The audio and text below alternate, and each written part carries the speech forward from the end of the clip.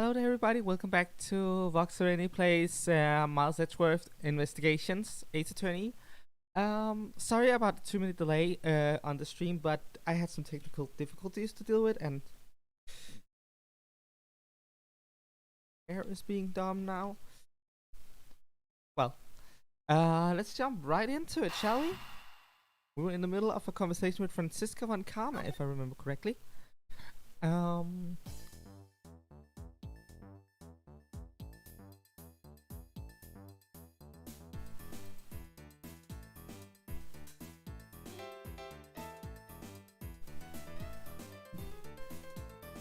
Am I hearing an echo? Oh, that's why. Hey there, Maddie. Nice to see you. The answer has been right in front of us the whole time. Yeah, what answer? It's been a week. He might be hurt. We should go check up on him, sirs. There's a pompous attitude of yours again. You learn to drop that habit. It's coming from a prosecutor with a habit of whipping everyone she comes across. Anyway, if you really are a prosecutor, then you'll back yourself up with evidence. You aren't listening at all, are you? Come on. Come on then. Show me this real murder weapon you speak of.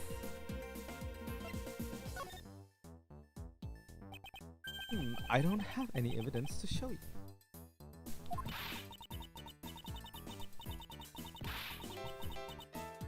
Foolish reasoning for a foolish fool of a foolishly foolish fool who meant to fool me. What do you mean by I don't have any evidence to show? Perhaps I should have phrased it as that which caused Agent Hicks' death is incorporeal. Forgive me, but I do believe I have figured out what was the real cause of death. The victim fell from a great height and subsequently died as a result. In other words, the real cause of death is free falling to the ground. He fell to his death? Yes, this is the only plausible possibility. The victim has extensive bruising on the back of his head and his back. And the only rational explanation for these injuries is that he fell to his death. But the murder weapon happened inside this plane. I know. Are you claiming that there is some place in this plane from which he could have fallen from? As I said earlier, the answer has been right in front of us this entire time. You can't mean. Yes, I do. The victim fell from the top of the stairs of this very cargo hold. What? Then, we're in trouble. We may have a second death on our hands, sir. Hey you, tell me you aren't dead, pal. Quiet, why are you screaming? He's alive. And there you have it, Miles Edgeworth. It's not possible that Agent Hicks fell over the railing to his death. That man is living proof of that. I suppose it's true that it's not possible given the current circumstances. The current circumstances? What is that supposed to mean? Suppose the large piece of cargo wasn't there at the time. What would have happened then? It would have been a Bourguignon pancake for sure, sir. I suppose that man over there wouldn't still be very thin. But the reality is that the cargo box is there. So there is no point in entertaining your wild hypothetical scenarios. It may be there, no. Not now. But there is no proof that it was always there. As if there could have been a window of time when that giant box was not there. Ah, but there was. What? What can I use to show her that it's possible the box was not always there? Take that! Doesn't this show sufficient probability to you? Why are you asking me? I was the one who asked you. I think there's some possibility in it, sir. No one was asking your opinion from the instant noodle crowd, Scruffy. I suppose this is where the phrase to be whipped by one's opponent came from. Don't act as though you have nothing to do with this. Now answer the question. I suppose she's right, but first I should reconsider all the information. This is another one of those, hey, you're a few steps ahead of this case, and therefore you're wrong. Like, look at it. That piece of cargo is not in the hold at the moment. If we check the photo, it's not there. Which means the cargo has been swapped. So that's what I was thinking, but apparently that is a few steps ahead of the case. So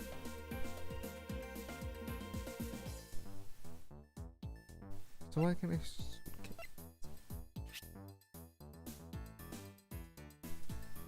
this one I will suppose. The fueling in Republic of Xingfa? Yes, this flight had a short layover in Xingfa in order to refuel. But that wasn't the only reason for the layover. We also transferred some cargo. What if the box in question was only transferred onto the plane at the time?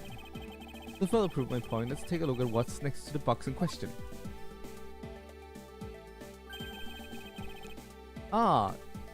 It's labeled Xingfa Express.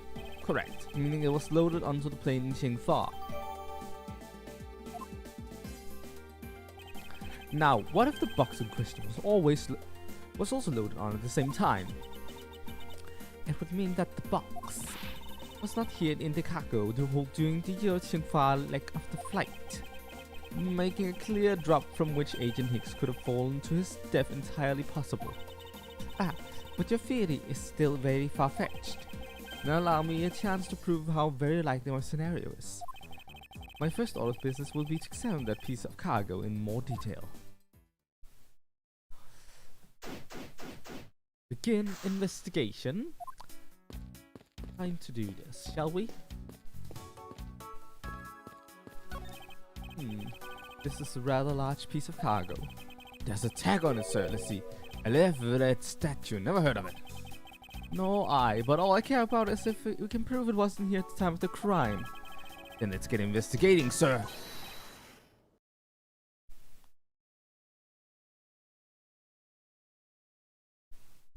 I can't come up with something to say to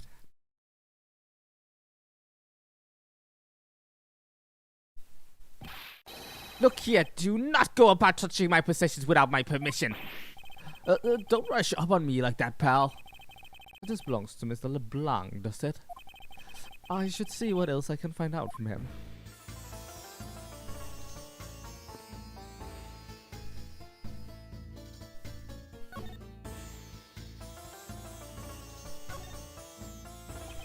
I take it that the large piece of cargo belongs to you, Mr. LeBlanc.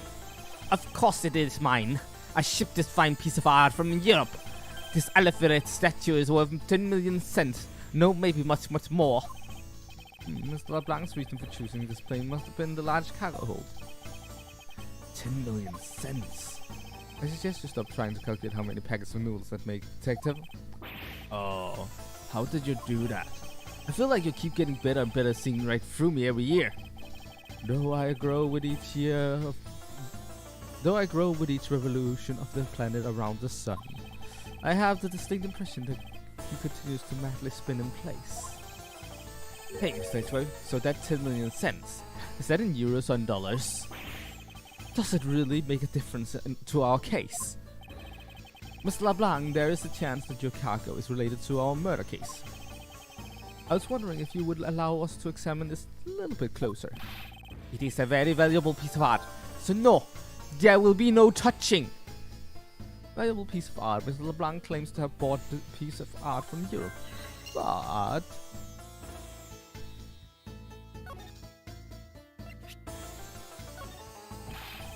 why do you show me something of no value? Show me the bread first, and maybe we will talk. If you want me to pay him before he'll comment on this.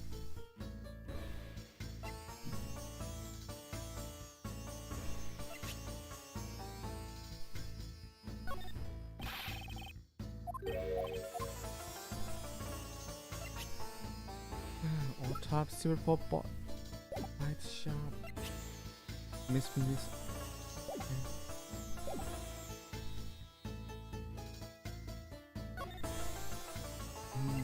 Not sure what to do here.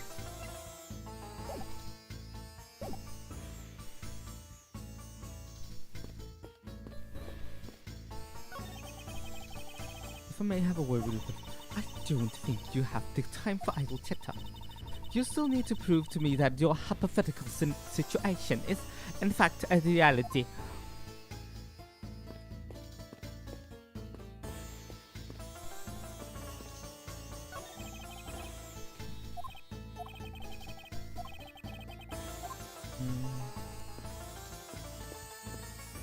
Definitely related to this guy. Must be because I need to present something. The question is, what do I need to present?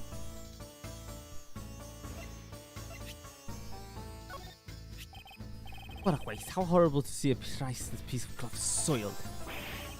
I assure you it wasn't me. I believe it to be the work of the killer. I will teach that killer a lesson.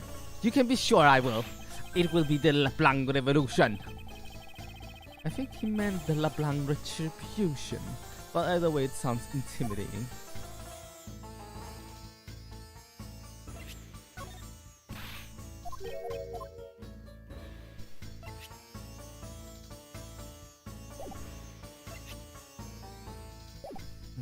Let's try the autopsy, shall we?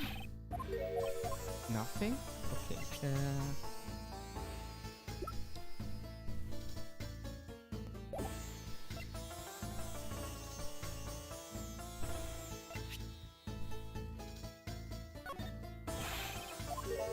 Phone doesn't do much either.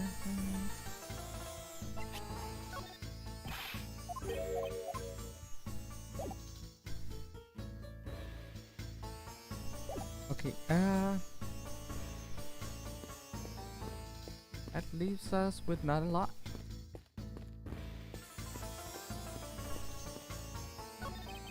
Good job, officer. Mr. LeBlanc is certainly not an easy person to hold back. No thanks necessary, sir. It's all part of the job, even if he did eventually get by.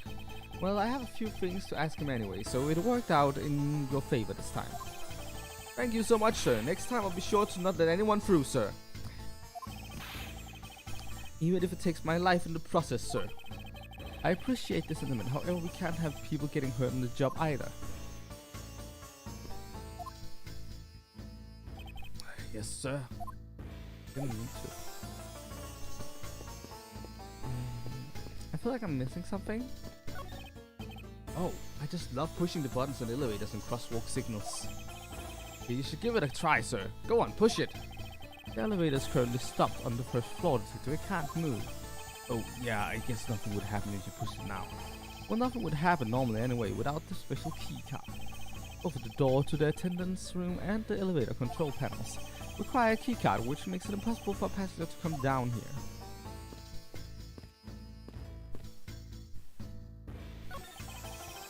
If you spot anything off, you come and tell me right away, okay, pal? Roger, sir! It's rather unusual for Gumshoe to be so directing. He must outrank this officer.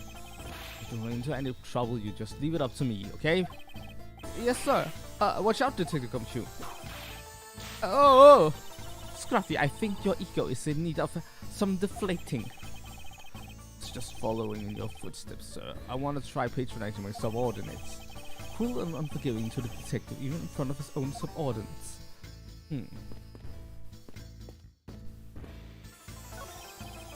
The leftover suitcases sit here lined up in two pretty neat rows. Too bad for Miss Tenero, but this design is unmarketable. I'd buy one if it was cheaper, sir. You think they sell it to me at a discount? Or why don't they sell them in the airport and have a bargain basement sale? Buy one, get one free. You win the raffle, you get one more for free. How about those ideas, sir? I think if they did that, everyone would lose. I forgot I have the logic system. Maybe there's something here. I'm being such a silly Nelly, of course. These goes perfectly together. If Mr. LeBlanc has something to do with the smuggling ring, then it's possible this fake statue was brought on board in Shengfa. I think I need to question him a bit further.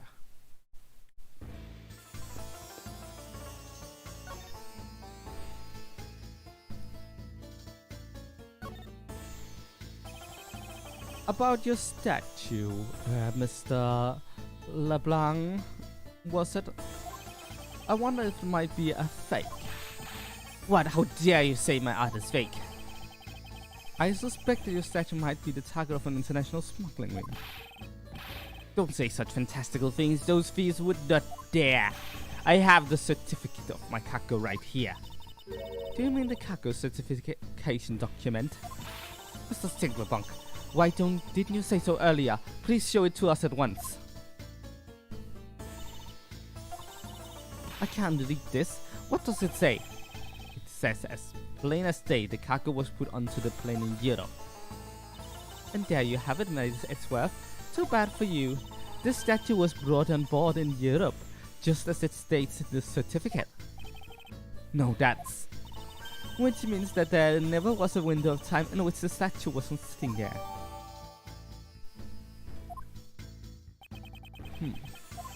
I respectfully disagree. We can't discount the theory until I see the statue for myself. Then you can have your wish. Look at it yourself and see I am right. This, I know I've seen this somewhere before. This is the Aleph Red. It gives off such a feeling of awe. I can practically smell it. This statue has a high amount of historic value. After it was unveiled at a museum in Europe, I brought it to this country to exhibit. I believe a closer look is warranted here. Indeed. This is the infamous Aleph Red statue, What is it, Mr. Edgeworth? Did you find something? There's something wrong with this piece. We should examine it in more detail.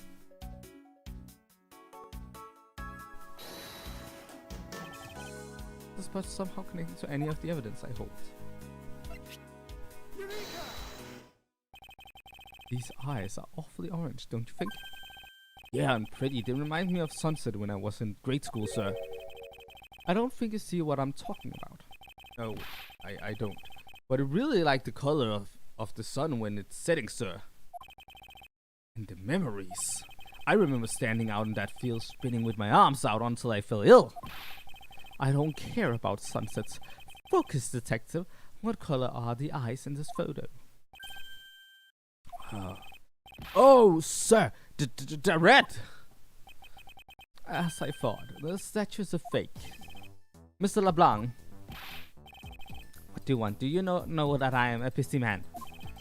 I allow you 2 seconds for your answer. That red, I suppose this is your pride and joy, is it not? It is the biggest trophy on this European trip. Do you know why I wanted to possess this statue? The trigger started 17 years ago. Better grab a chair, sir. It sounds like this is gonna be a long story. Mr. LeBlanc, I regret to inform you, and you have my heartfelt sympathy, but what is that sympathy for what? You see, I like you to compare the eyes. That large fellow there has very bright and pretty eyes compared to you. I wasn't talking about the two of us. I mean the eyes of the statue in front of us and the one in the photo. Why this sudden yelling? Now It is a photo of the statue on display at the museum in Europe. No. Now do you see, Mr. LeBlanc? The statue before us is a fake. A fake! I believe that even further examination will be required. Now that we have confirmed that this is indeed a fake, there must be some sort of proof that this was brought on board in Shengfa.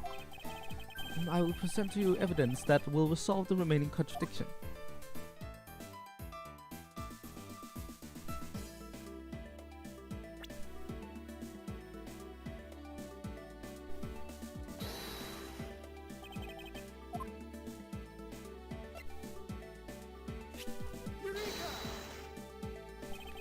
There is clearly a contradiction here. What are you going on about? It's just a case of cargo cover getting stuck under another piece of cargo. Oh, that's not possible. But it is. It shouldn't be this way, but the statue is on top of the cloud. Supposing that the neighboring piece of cargo was brought on board in Shengfa, there is no way that any part of it should wind up under something from Europe. Which means that this fake statue was smuggled on board in Shengfa. But then what about the cargo certificate? Let me ask you in turn, what about Agent Hicks? Why did he come down here in the middle of the flight? There's only one reason why, to secure proof of smuggling activity aboard this flight. So you say, but I don't believe he had to do that mid-flight. We could have just as easily inspected all of the cargo after the plane had landed. That may be true, however, you have it backwards, Francisca. Sure, Nix could have waited until after the plane had landed, but he had a reason for coming down to the cargo hold. Suppose he had found the fake at the airport, it would have been after the swap had occurred. At that time, the suspicion would naturally fall onto the statue's owner, who would have no way to prove that the statue was switched without his knowledge. Which means there is someone involved who is forging or modifying cargo certificates.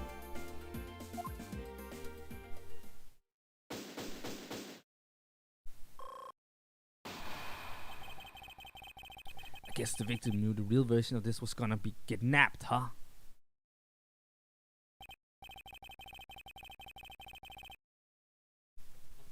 Yes, while this photo could be seen as nothing more than a simple souvenir, it was in fact taken to be used as a reference document later on. Next, Agent Hicks had a secure proof that the smuggling had taken place. He came down here to take a picture of the cargo hold. A rather empty one at that, right before the fake statue could be loaded on board. A photo of the hold missing a valuable piece of cargo would have been proof enough. After that, all he had to do was hold the Xingfa cargo crew and arrest the smuggler. Exactly, this one only goes to prove my theory. If the statue was not in the cargo hold during the Europe-Xingfa leg of the trip, there would have been enough height from which Agent Hicks could fall to his death. Officer, move the statue immediately. I want a thorough examination of the floor underneath it now!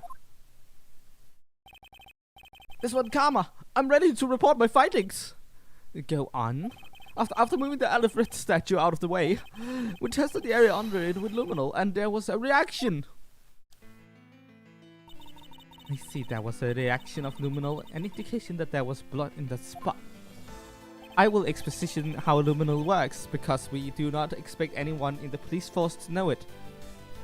Or just in case someone, this is actually a video game and someone is reading all of our dialogue. Can we stop looking at it now, sirs? It would have seemed that my deductions were correct after all. I suppose it would appear that way. The culprit cleaned the blood up well. And how do you think the killer did that? How did the killer clean up the blood? Are you seriously asking that now? We've already been over the bohemian cloth several times. The killer used the bloody cloth I found inside the suitcase to clean up the mess. I see. He had a need to clean up all the blood before the plane landed in Xingfa. Yes, because otherwise the cargo crew would have discovered it during the layover. So you guys are saying that the murder happened before the plane landed in Xingfa? There's no other conceivable timeline for the events of the murder. But if that is true, then that throws a certain person's testimony into doubt. If the murder occurred before we landed in Xingfa, then this becomes highly suspect. I recall Miss Mealy's testimony about Agent Hicks in regard to when we departed Xingfa. I saw Mr. Hicks sitting in his seat at 5 AM, you know. It was like, because Agent Hicks was alive at the time of the service call, but that totally contradicts the facts, sir. But why would she lie about something like that? I think the only person who can answer that is Miss Mealy herself.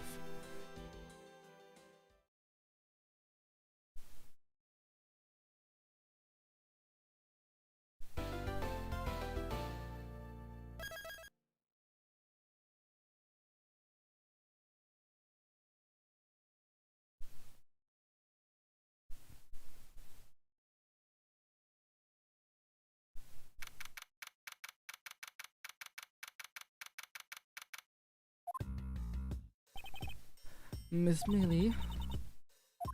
Miss Mealy? Do you recall what you said earlier about when you answered someone's service call as we were departing from Xingfa? Huh? You said that Mr. Hicks was sitting in his seat at that time.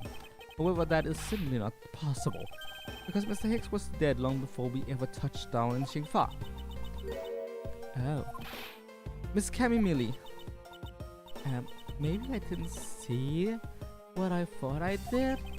No one could make a mistake so large, Miss Mealy. But I make that kind of poo-poo all the time. Oh, this is going nowhere. There must be a better way of resolving this contradiction. Very well, Miss Mealy, if you please tell me about your alibi during the time span. Just before we were to land at 3 AM and 6 AM when the body was found. Are you telling me I'm like a suspect, Mr. Edgeworth?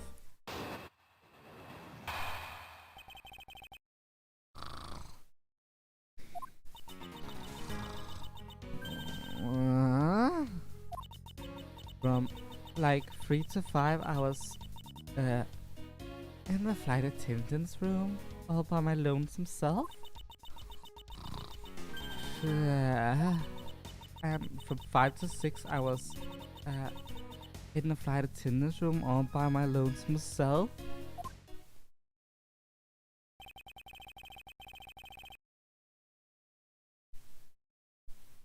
How is a man supposed to react to a testimony like that? Miss Mealy, wake up! Huh? Oh, she fell asleep again. It looks like the only way I'm going to be able to wake her up is by pressing her.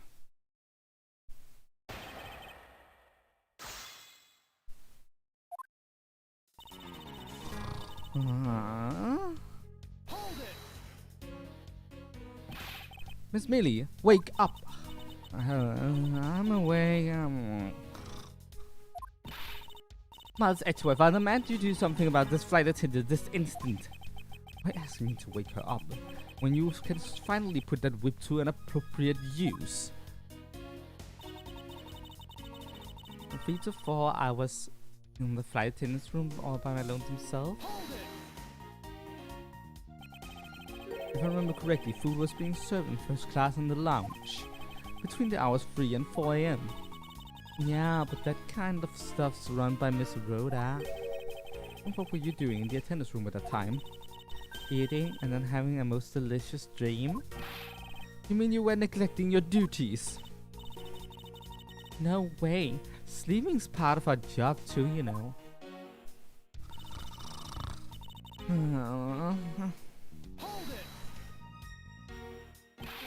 Miss Mealy, how many times do I have to repeat myself? Wake up!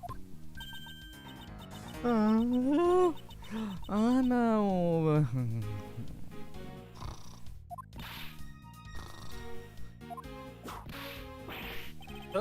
What did you whip me for, sir? Oh, what did I miss? A poor detective being on the receiving end of a lash in your step. Really? Sorry about that. You can make amends for that by continuing with your testimony. And from 5 to 6 hours in the flight attendant's room all by my lonesome? So you were alone the entire time, were you? Yeah, like no one else who even popped their head in to say hi. Oh, well, I think just contradiction just popped in to say hi. What should I do? Should I raise an objection? Yes. Miss Mealy, there is a clear contradiction embedded in your testimony. What are you talking about? It's not possible that you were alone in the attendance room the whole time from 5 to 6.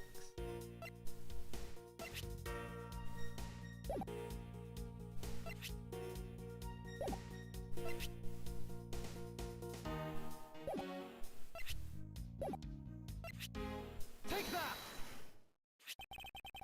I wonder if you would be so kind as to take a look at this receipt, Miss Mealy. A receipt for what? It's the suitcase Miss Tenero bought. Now, if you may direct your attention into the timestamp. As you can see, it clearly says 5:40 AM, Miss Tenero. Yes? Why is the killer here? I thought you have her locked up by now. I requested that she be present as a witness so that we may straighten out your complex lie. Now then, Miss Tenero, between the hours of 5 and 6 AM, you took a trip from first class down to the first floor in-flight shop, correct? Yes, I went to the shop to buy a suitcase. After which I went straight to the attendance room to drop it off. And did you see Miss Mealy there at that time? No. So, Miss Millie, where were you really between the hours of 5 and 6?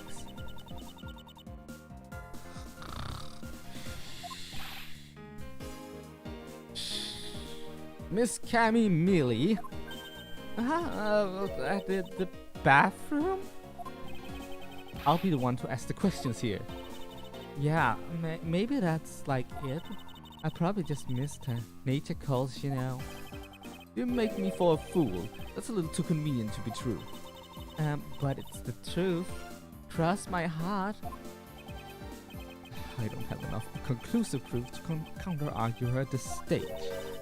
You don't believe me, do you? But please, won't you give me like a chance to hear me out?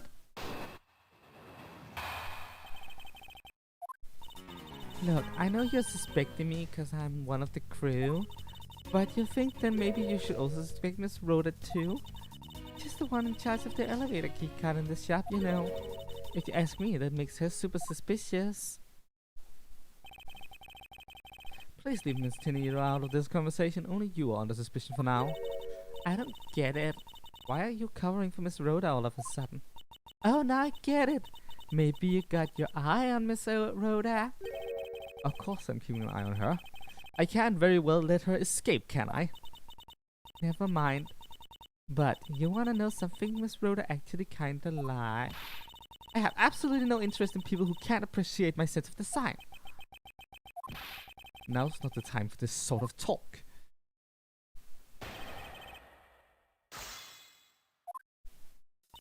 Look, I know you're suspecting me cause like I'm part of the crew.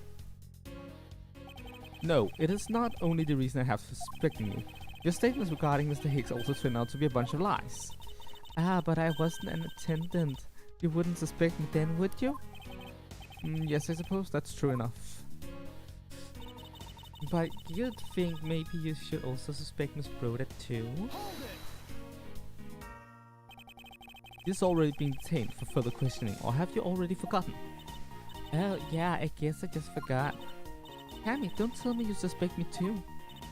Sorry, can't help it. I mean, other than you, there's no one else who could have done it. I can't believe you would think that. I mean, me? A killer? Miss Millie, what did you mean just now by no one else could have done it? She's the one in charge of the elevator keycard in this shop, you know.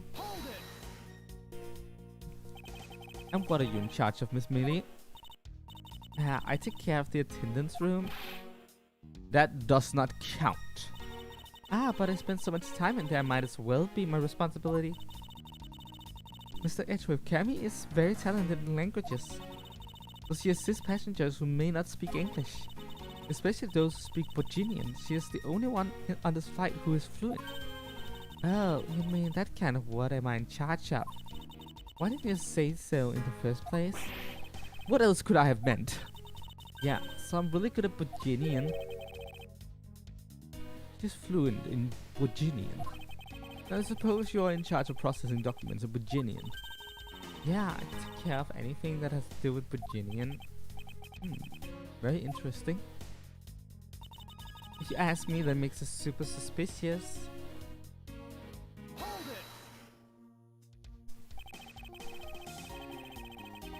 Actually, your on-the-job behavior makes you super suspicious in my eyes. But why? While Miss Tenero is busy with the passengers and all of her other duties, you have a lot of free time on your hands, thus providing you with an ample time to commit the crime. Miles Edgeworth, I demand that you cease and desist in this line of conjectural questioning. I won't allow you to bluff your way through this like a certain defense lawyer. But I do not honestly believe Miss Millie does any actual work aboard this flight. Oh, that's not true, Mr. Edgeworth, although, well... all I'm in charge of are like the attendance room and the Virginian stuff. What exactly do you do as the one in charge of some Virginian stuff? I do stuff like translate things from and into Virginian. Cammy is the only member of the crew who understands Virginian, Mr. Edgeworth. Miss Millie, I take it then that it is your job to process all the Virginian paperwork. Yeah, see, I totally pull my weight around here. So it would appear. Perhaps I should ask her a few more details about her work. Miss Millie is very unladylike to push suspicion onto someone else. That's not what I'm doing at all. I'm just saying that Miss Rhoda is very sus. Oh my god, someone using sus like 10 years before Among Us became a thing. She's like totally sus. There you go, pushing everything onto her again. I don't get what you're saying. It must be a really abstract concept, huh? The only thing abstract here is the landscape inside your head. So like, look, I know you're suspecting me because I'm the crew and all, but all I'm in charge of are like the attendance stuff and the beginning and stuff.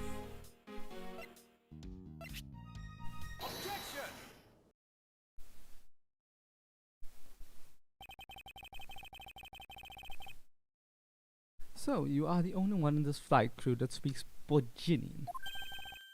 Is that correct? I guess so. I studied Borginian for a while. And if that is the case, then the signature on this document belongs to you, doesn't it? This is a falsified piece of documentation with only one purpose. To lead anyone who needed to believe that Mr. LeBlanc's statue was loaded in Europe.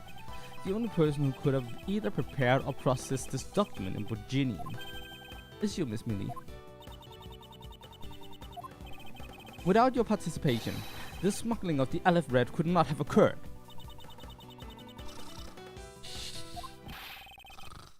Don't sleep while I'm pointing my finger at you. Oh, I wouldn't dream of falling asleep on you, Mr. Edgeworth. It is exactly as you say. Are you confessing to having participated in the smuggling? No, far from it.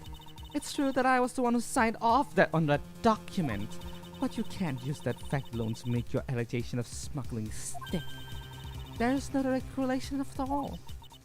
All you have is my signature on a piece of paper. Really, all you did was sign it. I neglected to check if the cargo has been loaded onto the plane properly. So sorry about that. As if it is finally woken up, this is going to be one tough fight. Suppose, and this is just a supposition, even if I was involved in the smuggling, you can't throw the charge of murder on me just like that. If you say you weren't involved in the smuggling, you would have a strong motive to kill. Agent Hicks was in the middle of investigating regarding a smuggling ring, and just when he was about to close in, he's killed by a member of that ring. Well, did you ever start to think that maybe Rhoda is the smuggling ring member? After all, unlike me, Rhoda has access to many things of this plane for work purposes. So perhaps there is some element of setup at play in this case? What are you talking about? Don't worry, I wasn't talking about you, I meant the killer. First it was myself, and now it's Miss Tenero who's under the microscope. Seems to me that our killer is going to great lengths to pin this crime on anyone they can. You have no proof that Rhoda is being set up or that she isn't. Actually, I believe that she was indeed the intended target from the very beginning. I believe that the plan was to push all of the blame for the crime onto her. And this evidence will prove my suspicion. This proves that the killer was out to frame Miss Tenero from the very beginning.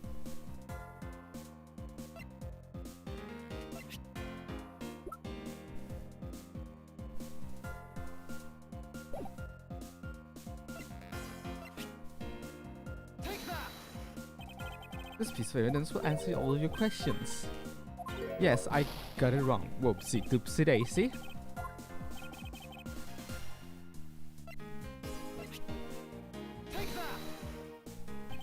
The killer could have hidden the body anywhere, and yet they chose the suitcases. Why is that? Perhaps it was to move the body from the lower deck to the first floor. However, why go through the trouble to do so? The only way all of these actions make sense is if the killer had wanted to frame Miss Tenero for the murder. Miss Tenero buys a suitcase in every flight she works without fail. But should her suitcase be switched with the one containing the victim's body, that would put her in a very tight spot. Unfortunately for the killer, turbulence put an end to that plan. There wasn't enough time to put the body back into the suitcase. Ergo, they made do with what whoever was at hand, adapted the plan, and tried to frame me as I lay unconscious on the floor from the turbulence. The killer then went to hide the suitcase in the in-flight shop and brought the piggy bank back to the elevator in order to fabricate a false weapon. A lot of work for a fruitless endeavor, wouldn't you agree? Sounds like the killer had a tough time too, huh? I mean, why did the killer need to frame someone that badly anyway? That's because the special circumstances surrounding this particular case. What special circumstances dictate the need for the killer to frame someone?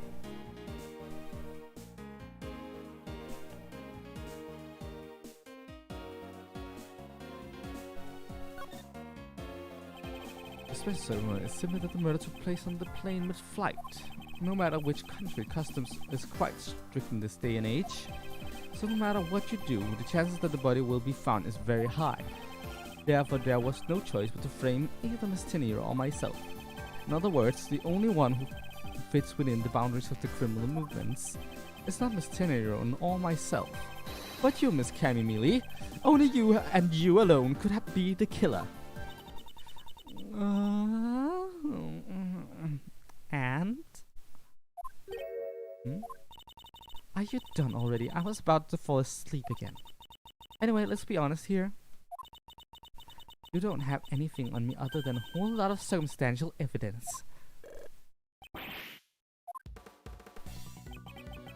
can see the outline of how the murder occurred, but I have no definitive evidence. And isn't there a piece of evidence that's still unaccounted for? Something that still can't quite fit into the big picture. Take that! I don't have any actual evidence. I thought not. But that's because it went missing and still is. Missing? What do you mean by that? In the complex puzzle that is this case, there was one piece I kept getting stuck on. And that is the victim's cell phone. Francisca, you were waiting at the airport for a phone call from Agent Hicks' cell phone. Or at least that's what you told me. That's right. But Agent Hicks' cell phone could not be found at the crime scene. You mean the killer took the phone with them? Precisely. I suspect that if we were to find that phone, it would lead us to the killer. Come on, get serious. The victim fell to his death from that height. Wouldn't this phone break as well?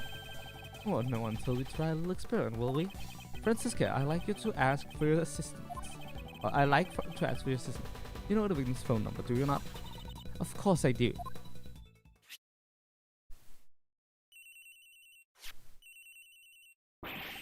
Agent Hicks' phone. It's ringing from somewhere, sir. I hear it, detective. Now where is it coming from?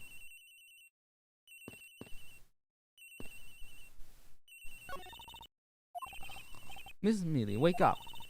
Hi, Mr. Edgeworth. I got sleepy all of a sudden because it sounds like a lullaby I used to love as a child. I'd better find that cell phone fast.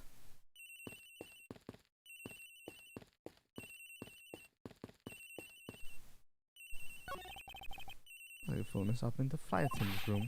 We better hurry to the flight attendant's room, sir.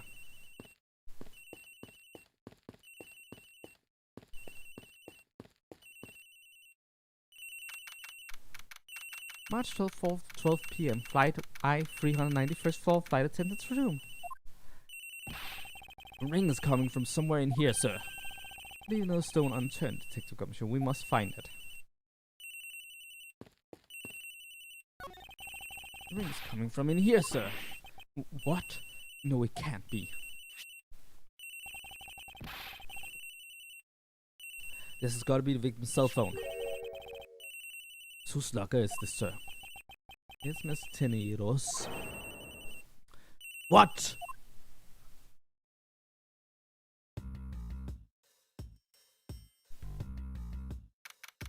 March 12, 4:28 p.m. Flight I-390, lower deck cargo hold. So, Mr. Edgeworth, how did it go? Where did you find the phone? I found it in the flight attendant's room, in Miss Tenero's locker. What? But wrote a Tenero. I don't know anything about the phone. It was me. It was me. Miss Van Kammer, is it? I suggest your arrest Miss Rhoda Tenero right away. Wait, I have a theory. This is related to the incident with the keycard. When the killer went to steal the keycard, they conveniently stashed the cell phone sitting in his locker at the same time. This is related to the keycard, alright? In the same way that we have zero proof that the killer did just that. The only voice that sings the truth is the evidence. That is the one word we cannot ignore. What should I do? Francisco's right. I can't offer baseless conjecture at this point. Alright then, why did the culprit take the cell phone from Agent Hicks? Must have something very incriminating on it, or not in it. Hold it. What now, Mouth Edgeworth? It's not over yet. We have yet to figure out why the killer took the phone. What? Inside this phone lies the final piece of incriminating evidence that will point us to our killer. We need to examine this phone in more detail.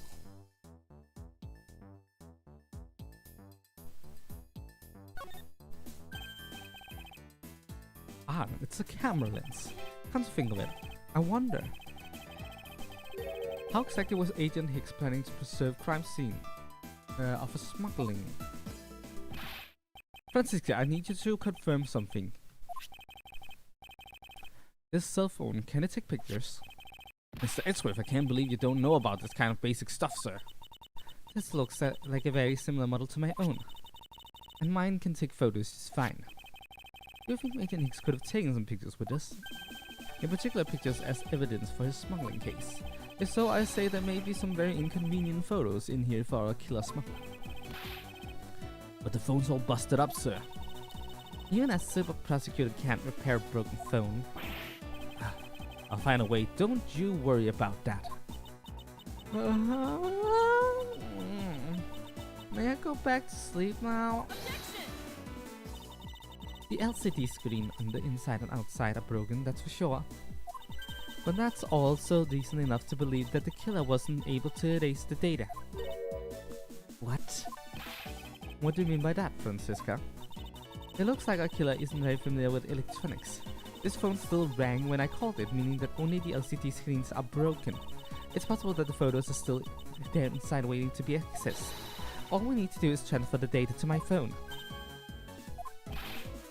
Francisca, your phone, if you please. Very well. It's transferring. Alright, displaying it now. This is... Agent Hicks was most certainly trying to obtain some evidence for his smuggling case. Hey, the elevator's nowhere in this picture, sir. But this has no meaning as a piece of evidence in this murder case, right? She's right. There's not much we can find out from this about Agent Hicks' killer, sir. Is it? Is this the end? Is there really nothing in this photo that we can use?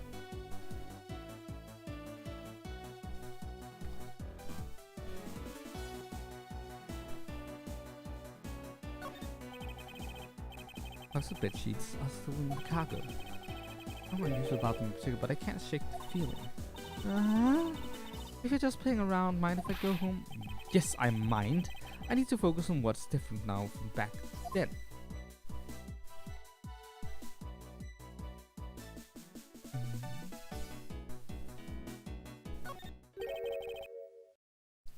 What's all this? Oh, they are cargo shipped from Virginia to Shangfa. But the reason they aren't here now is that they were dropped off in Shangfa. Mr. LeBlanc, can you tell me the contents of the boxes? Unfortunately, there is no English written on them anywhere. One cluster of boxes is written in Virginian. It says... It is a cloth in English. Cloth? Could it be? Is this where the killer... What? What for is that scary face? Miss Mealy. Yes? It appears that Agent Hicks was no ordinary investigator. He left us with a piece of evidence after all.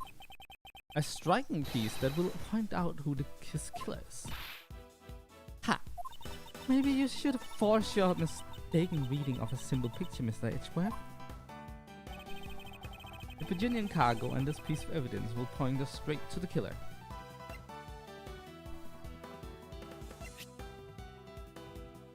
Take that! And what's that supposed to, like, prove? The killer used this piece of cloth to wipe up the blood they had spilled. But there was one thing that bothered me this whole time. Where did it come from? And now I have finally found my answer. In this very photo. The letter that was unloaded in Xingfa had cloth written on it. In Virginian, that is. And this is where the killer grabbed the piece from to clean up the blood. That's right, the killer was someone who could read and understand Virginian. And the only crew member that fits that description is you, Miss Camille. Ha, that's pretty flimsy. The killer probably searched through all the boxes looking for something to use. When you're frantic, you don't care if the box is in English or in Virginian. Sorry, but I cannot agree with your assessment of the killer's indiscriminate nature. What? There was no need for the killer to tear through boxes at random at all. And if the killer supposedly could not comprehend Virginian, well then... Actually, the killer would have opened this box first. Take that! Hey, it's his bed sheets on the English writing on the box, sir. Precisely, and bed sheets would be perfect for cleaning up blood, wouldn't you say? So what are you trying to say? That if I were the criminal, this box of bed sheets would have been what I would have spotted first. However, the killer chose to use some Virginian cloth. Do you have an explanation for that? The killer didn't want anyone to know that the real scene of the crime was this cargo hold, so they were afraid to leave signs that the box for the bed sheets had been opened. However, the Virginian cloth, well, that's a horse of a different color. Because of the killer knew that it was going to be unloaded in the Republic of Xingfa. That is right, and that is why the Virginian cloth was used. And the only Virginian reader on board who could make such calculated decision is you, Camille. You and you alone. It would be very easy for us to confirm if any of the boxes were resealed. All we have to do is contact the Xingfa authorities in time. We may even find other evidence to incriminate our killer within those boxes. What you say, Miss Millie? Why not confess to your crimes here and now? Or would you rather wait and see what we find out from our investigation in Xingfa?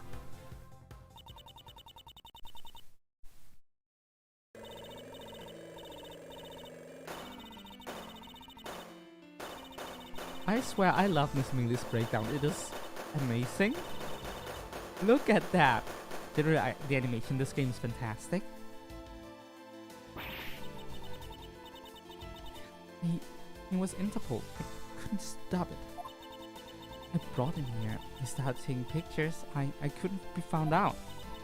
I was scared. I was in trouble.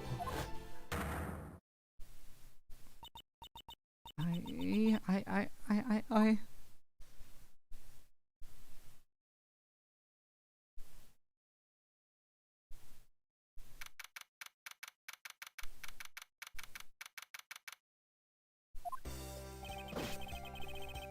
finished making all the arrangements to take the suspect in, sir. Very good, detective. What about the smuggling route? Did she say anything about that? They're taking her down to the prison now. Hopefully we can get more out of her there. Whenever we even approached the topic, she just started foaming at the mouth. It was scary, sir. She probably wasn't prepared to commit a murder all of a sudden. One thing is for sure, the ring behind this whole mess means serious business. It looks like there's a lot more to this case than meets the eye. Mr. Edgeworth, I just wanted to say how much I appreciate everything you did. Thank you very much. It was nothing. In fact, I should be the one thanking you for your cooperation. But truly, it wasn't for you. I might not be here right now. Instead, I can continue to serve our passengers as a flight attendant. I hope that... Well, please accept this as a token of my appreciation. That's... I see you don't have to take it if you don't want it. No, I mean, I would never turn down a lady's generous offer. Oh, thank you. I hope it will serve you well. And remember, we here at iFly Airlines are always ready to serve Mr. Edgeworth. Thank you, I'll keep that in mind. Now, I must bid you farewell. May all your skies be blue, no matter where you go.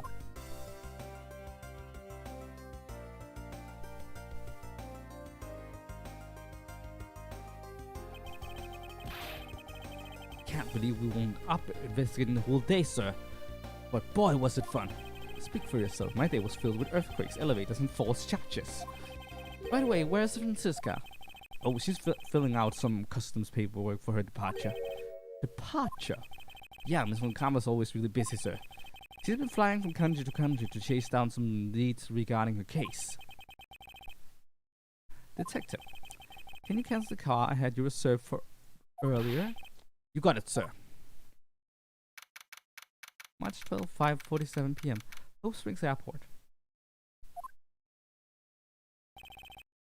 Francisca, I thought I told you when you first landed.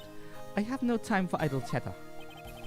I have no intention of wasting your time, however, it has been a while since we last met. I also have no time for such familiar reminiscences.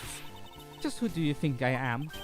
You are Francisco Von Kammer, a very proud prosecutor deserving of much respect. Until only a little while ago, I was but a rich brat who was always losing to you. A dancing pirate living her life in the name and fame her invincible father built. True, your father Manfred Von Kammer didn't lose a single case for 40 years as a prosecutor. However, I wouldn't say he was invincible. What are you talking about? The clue I'm on the trail of is a little more troublesome than most. The smuggling route we found this time is only one sliver of the big picture. Sounds like a dangerous assignment.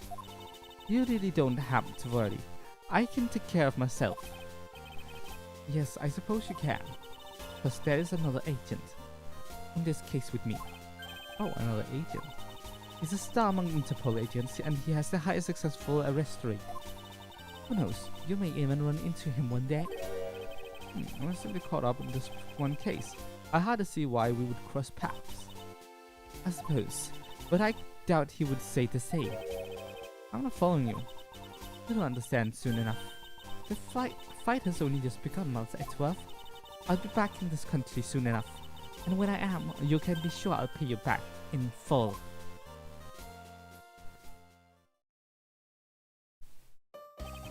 And just like that, she's gone, huh, sir? Thank goodness, I can find the rest easy knowing I won't have to watch out for her whip. Detective Gumshoe, I want to thank you for all your help and cooperation. Oh, it was nothing, sir. I was just happy to be able to work with you again. I think I'm gonna celebrate by adding a little extra salt to my instant noodles tonight. Just how much did you cut his salary by, Francisca? Detective, I was wondering if you might give me a ride down to the prosecutor's office.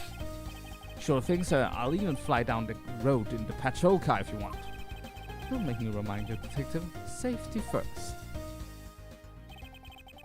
Thus I solved the first case upon my arrival home. Francisco Von Kammer, the smuggling route she was after. The leaders of the ring had already put the trump card into play, and the players on the other side of this war, they would begin to make themselves known through the next incident.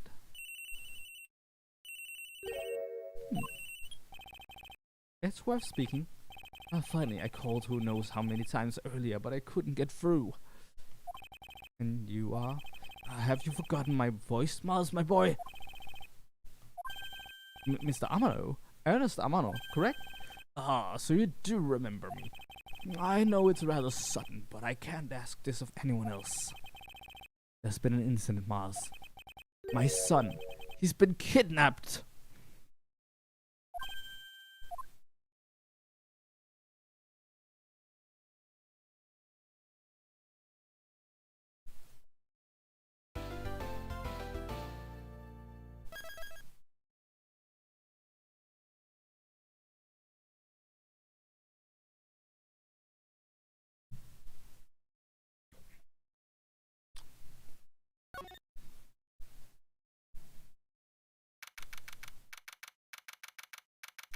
March 13, 10:11 a.m.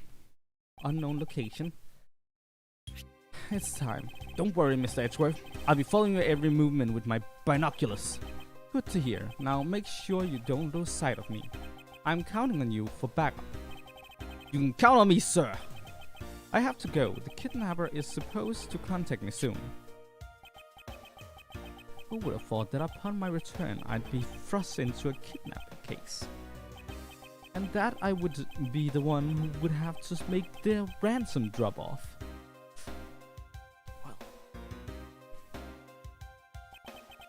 Well, let's see, I checked that the money is all there, safe inside the suitcase. Now all I have to do is await further instructions from the kidnapper, which I'm expecting to be transferred to my cell phone. I wonder who else is around. This is the meeting place, after all.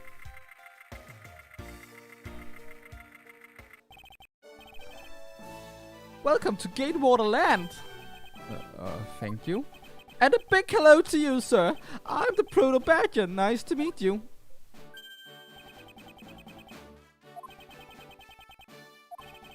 Excuse me, but were you perhaps thinking of taking a picture with me? Picture of you. Sorry, but I'm not interested. Oh, that's too bad. Well, have a good day, sir. Hello? Who are you? You're not Ernest Amano. It sounds like the kidnapper is using some sort of voice identification device. I'm his representative, Miles Edgeworth. Are you a cop? No. I'm a prosecutor.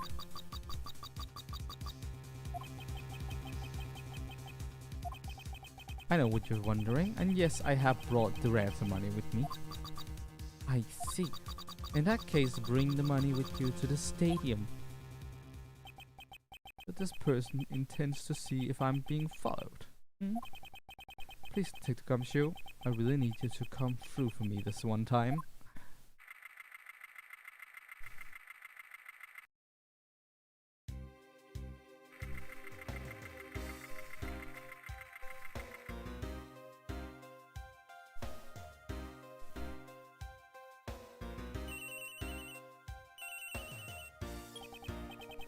Edgeworth speaking. Next, come to the haunted house. And just how long do you intend to have me wander around for? That's for me to decide. You don't have much of a choice here, my friend. I suppose not. Well, here we go. I've arrived. Go inside.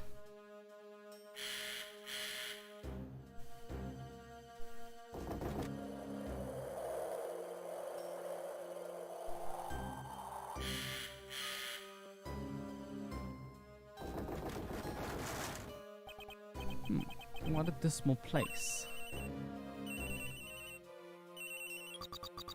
That's it. Go through those doors. I've been watched from somewhere.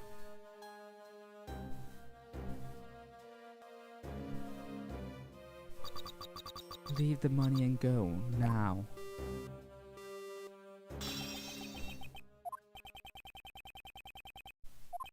I was hoping for an exchange, but maybe I should do a stay safe for now and not push it.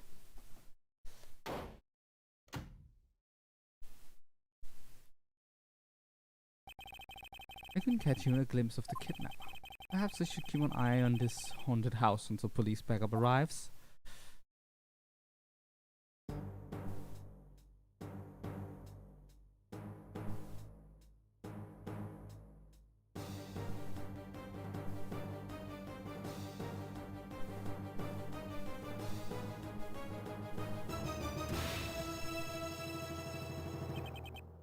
Oh! It was a trap.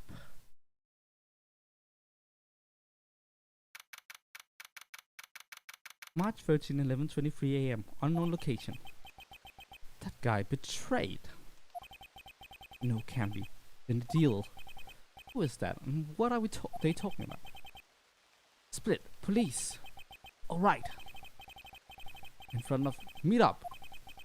Can't move my body. I fear I may faint again.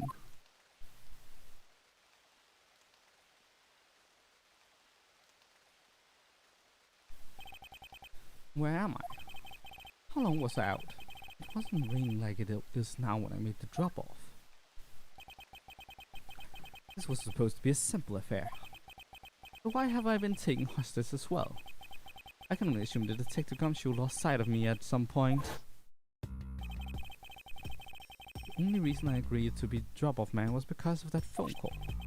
It was from Mr. Ernest Amano, the director of the powerful Saibatsu, the Amano group. But aside from that, I also owe him a great debt of gratitude. His only son, Lance, had been kidnapped. I know that Lance is already in his 20s, but I guess some things you never grow out of.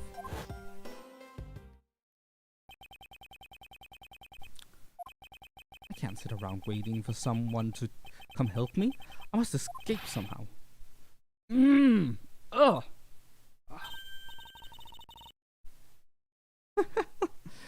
Was that you making that funny sound? Who's there? And how dare you laugh at the gentleman's plight?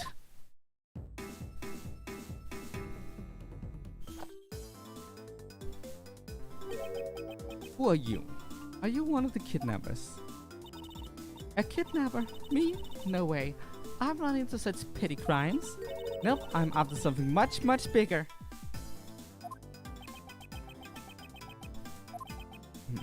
I must be worn out from today's ordeal. Focus smiles. Oh, I forgot to introduce myself. Sorry about that. Even in depths of the night, when no one other bird dares to take the flight, one alone soars to shine the light of righteousness on the world's blight. And that one is me, for I am the great thief Yatagarasu. Great thief? She really just claimed to be the Yatagarasu. Oh, but my real name is Kay Faraday. You can call me KK? Good, glad that's settled. Not quite, I have a mountain of questions for you. But first, if you would be so kind as to remove these ropes. I wonder, should I remove them? I was actually having a lot of fun watching you make those silly faces. Hey, there's no need to get all mad and icy glary on me, you know? This rope goes through here and there you go. What a relief, I owe you my thanks. Ah, it's okay, you can pay me back in full later. Now then, what questions should I start with? Unfortunately, I can already tell nothing is going to be easy with this cheeky girl. You call yourself a great thief, yet are you really a thief at all? You doubt me? I get it, you think that young lady like me couldn't possibly be such a big-time thief, right? Well, that's not the part I have a tough time believing. I'm the real genuine Yatagarasu, you know? Yep, I'm pure-blooded great thief. It's a little something I inherited from my predecessor. In that case, you wouldn't mind if I arrested you then, right? What? Of course I mind. I haven't stolen anything yet. Actually, I don't know how you can say such horrible thing to your savior. That's true. Technically, she hasn't stolen anything in front of me. Yet. When you say you're the Yatagarasu, do you mean you are the Yatagarasu? Yep. The most righteous of the righteous, the legendary great thief. But the title was only recently succeeded to me, so I haven't had a chance to steal anything yet. As the second Yatagarasu, I was not aware that thieves could pass down their titles like that. But don't worry, I've got some big plans in the works. Big plans, huh? They wouldn't happen to lead to a big arrest, would they? I knew it. There's just no reasoning with a prosecutor. I'm not the problem here. Wait, how did you know I'm a prosecutor? I'll have you know that the Yatagarasu has no interest in stealing petty trinkets. There's no one thing and only one thing I want to steal. Only one thing? And what would that be? But that's going to have to wait until we find our way out of here. Well, at least there is one thing we can agree on. I'm sure I'll have plenty of time later to learn more about you. So you never told me. Road. So you never told me what your name is, Mr. Prosecutor? I guess not. Miles Edgeworth. Aha! Now I remember.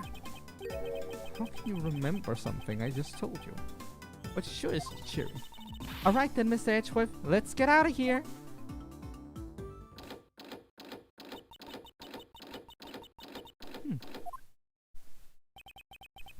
It would seem that we are locked in from the other side. What? No way! I don't hear you What? No way, I don't hear you. La la la la la la la. Okay, you do remember where you came from you came in from, right? It looks like that might be our only way out of this room. Whoops, a slight miscalculation.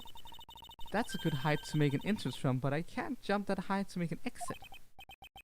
I suppose we have no choice but to look around and see if we can find another way out.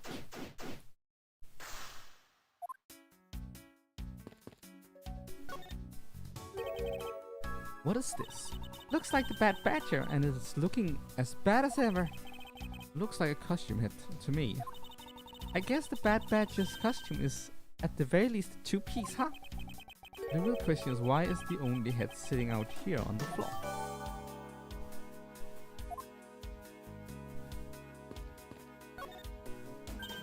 Hey, there's something inside the bottom right box. Oh, I think it's a pink badger costume. Pink badger. You don't keep up with what's going on in the world, do you? In that case, you better study up on the whole Badger clan with this. What is this thing? Think of it as a bible of all the things you'll ever need to know about the clan. Whatever, I suppose I can keep it as a reference guide or something.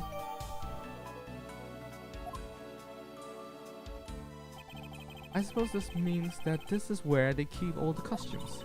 It certainly looks that way. It's like the Badger's family's home. There are 8 boxes, but 7 of them are empty. Which means that 7 of the costumes are in use right now. Well, 6 if we discount the head of the Bad Badger. But aren't these badges in the mascots of the police force? Well, I heard the police had a hand in sponsoring this theme park. Probably because the Gatewater group owes the police from all those cases they solved. They have all the power of the state and they used it to make a theme park. Not just any theme park, they have a handcuff-shaped looping roller coaster. That's quite enough. I'm feeling woozy from just the thought of such a thing. I won't rest until I inspect the area suspicious looking granny.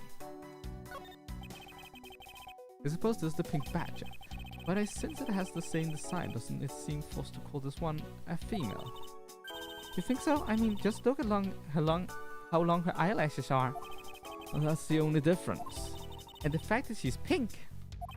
Yes, and her lips are red. See? Lipstick. She has nothing to say about the giant pink ribbon, or is that too obvious?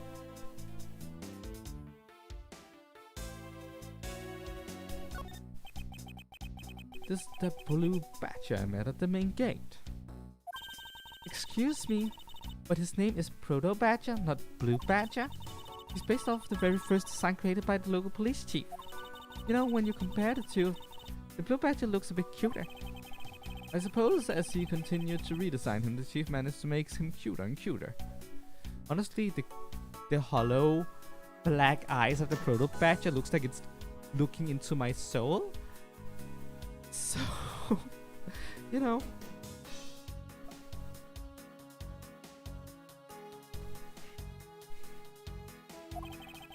Humanity has come a long way when you think about how much we've evolved. Are we comparing the Blue Badger to the humans now? This is the Blue Badger's rival, the Bad Badger, huh?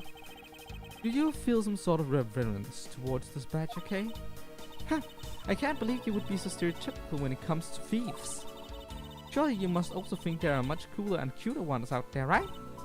That's it, I've decided that thieves and thievery need an image makeover. Good luck with that one. Look, it's the Blue Badger. I suppose even this thing can be popular with the women. I can't stand him. Oh, what in the... Why is he suddenly beating the Blue Badger's image up? He's got the word badge right in his name. How bad is that for a girl like me? And to think he's out there wandering around in this theme park? I better be careful, he's going to arrest me by the power of his name alone. I somehow doubt that the Blue Badger has the power to arrest anyone. And what have we here? Ah! Why do I feel a laser-like stare aimed right at me? Did you want to take a look? But don't mind if I do. Oh, I see. Yes, this is definitely a key. I'm sure it's the key to something. There's something is what is relevant to my interest.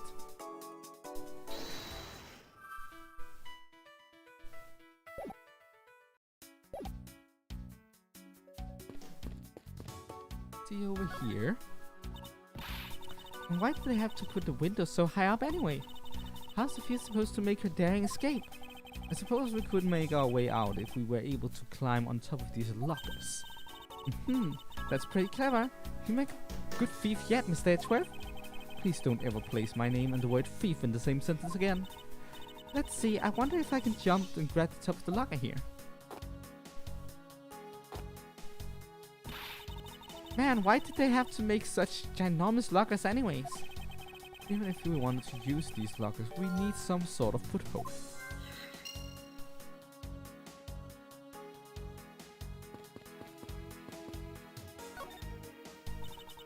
Maybe we use this paint to help us escape. What exactly do you have in mind? Well, we could paint help in the really giant letters. And who pray tell would see these giant letters when inside a building? Okay then, how about we light the paint on fire and send out colored smoke signals? Anyone who saw it would think some crazy arsonist was about and call the cops. Actually, that may not be all that great for me, seeing as I'm a thief and all. Let's try to find something other than this paint to use, shall we?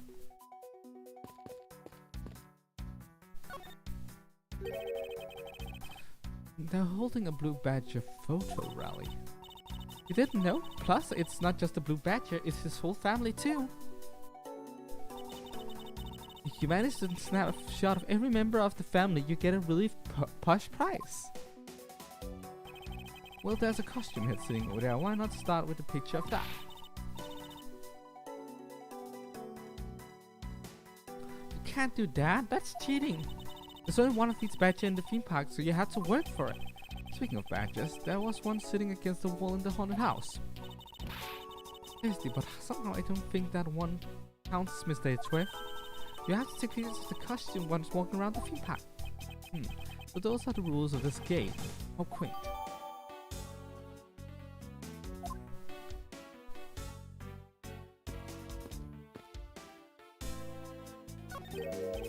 Isn't this my phone? Looks like it made it through the ordeal intact. If only there was a way for us to contact someone on the outside. Ah, but we do have a way right here. Ah, there's a cell phone here this whole time? If I'm right, Detective Gumshoe should have contacted the prison for backup by now. Even he can't be so incompetent to not call for backup. Mr. Edgeworth, sir! Are you okay? I was so worried, sir. I'm fine. I was knocked unconscious for a spell by the kidnapper, that's all. I'm sorry, sir. I'm such a failure. If only I hadn't lost sight of you.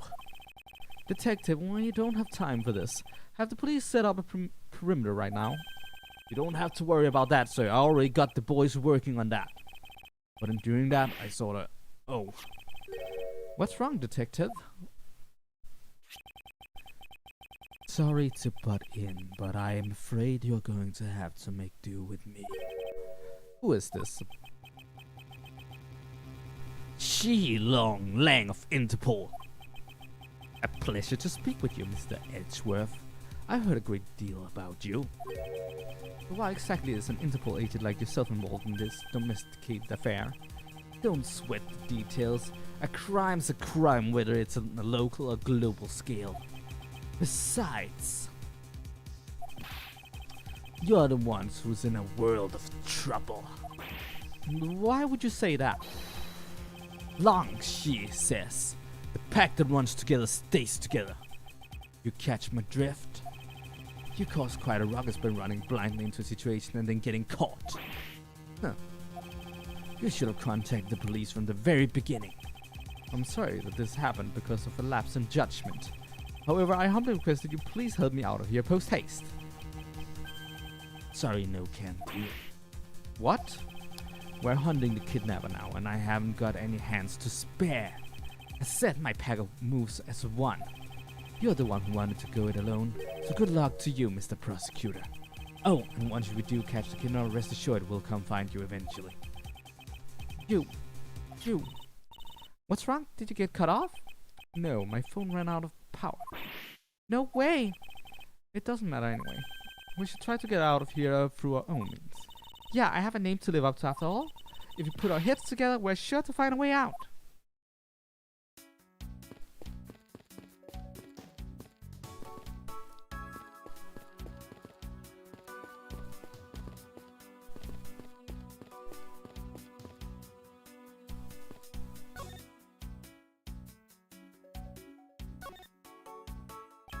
Do you know where the person who kidnapped me went? Well, after they locked you up in here, it sounded like they went into the next room and started talking to someone.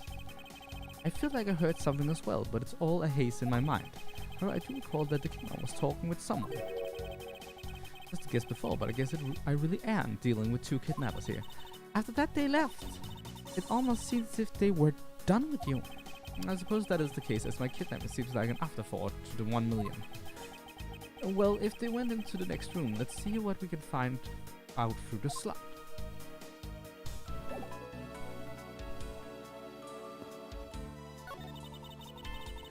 Ooh, we can peer into the room the kidnappers were in from there.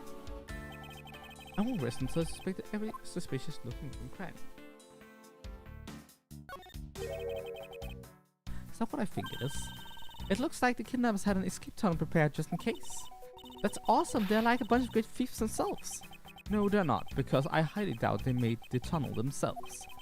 The floor panel was removed and propped up against the beam in a very specific way.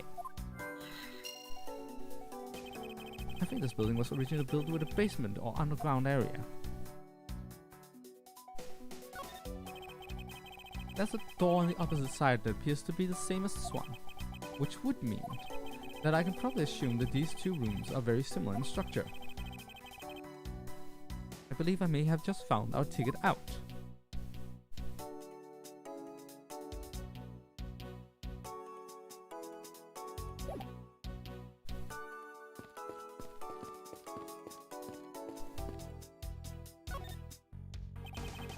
This is the beam I was tied to. What's up? I was wondering perhaps we could make it over to and out the window if we climb this. The thing, and if it's climbing action you need, just leave it to me.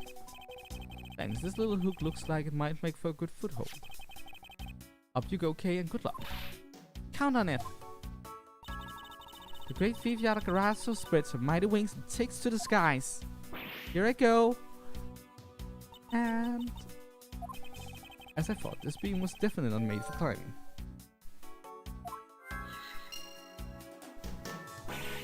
What do you mean, as I thought? I'm not your guinea pig, you know?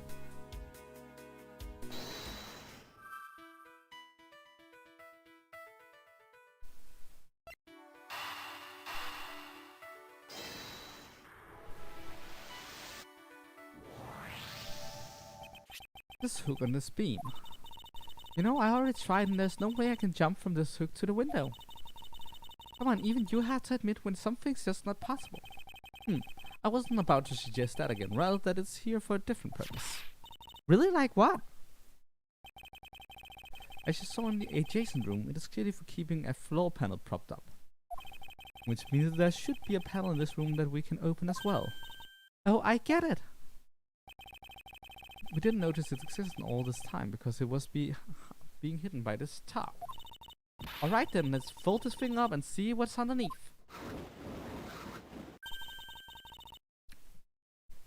Now this is what I call a treasure.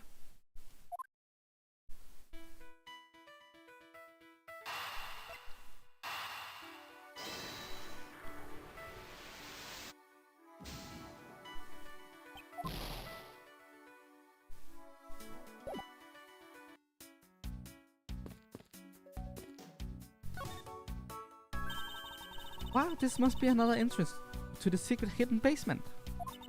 I totally smell treasure. The scent I wish to smell is the sweet fragrance of freedom. Then what are we waiting for? Hurry up and open the hatch!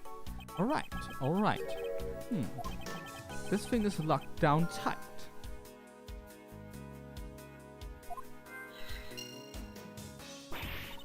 Fiddlesticks.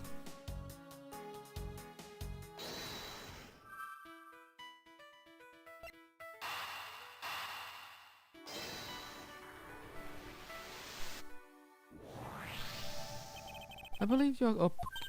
You're up, Kay. Why me? Because we need to use the tiny key that you're taking quite a liking to. Oh, gotcha! Just leave it to me. I love the tense feeling of these moments when you're about to uncover something big. I believe the feeling of freedom would be much more satisfying right about now. Alright, I got the secret door open, and now? Wait! Are you alright, Kay? I'm fine, the ladder just slipped, that's all. Thank goodness she's alright. I about had a coronary. There's a lot of really large machinery down here. What about an exit?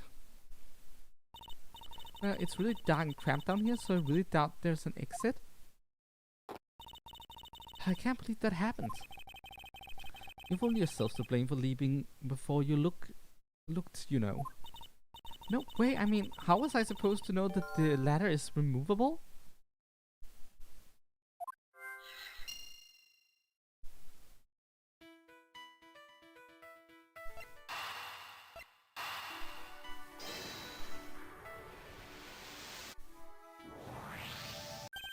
I figured out how we will escape this prison, Kay. Oh, so how are we going to bust out? These are your reckless actions were of use after all. Are you actually praising me? More of a thank you for giving me an idea regarding this ladder. Underground ladder? What about it?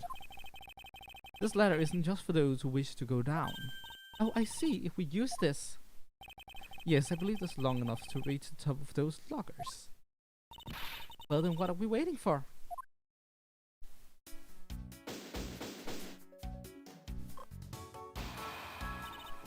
Alright, now we can get out of here.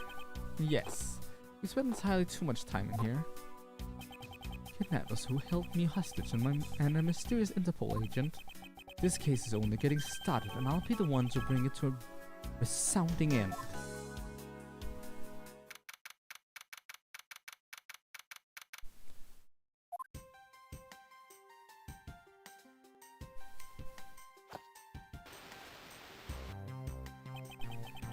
It looks like it's stopped raining for now. Yeah, and thank goodness you have no idea how hard it was raining earlier. Mr. Edgeworth! I'm so glad to see you managed to escape, sir. I was so stressed that I thought my heart was gonna give out. Detective Gumshoe, may I ask what in the world that is? Well, that's,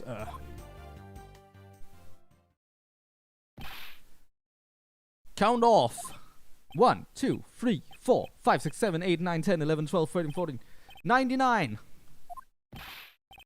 Shifu, all 99 members are here and accounted for, sir.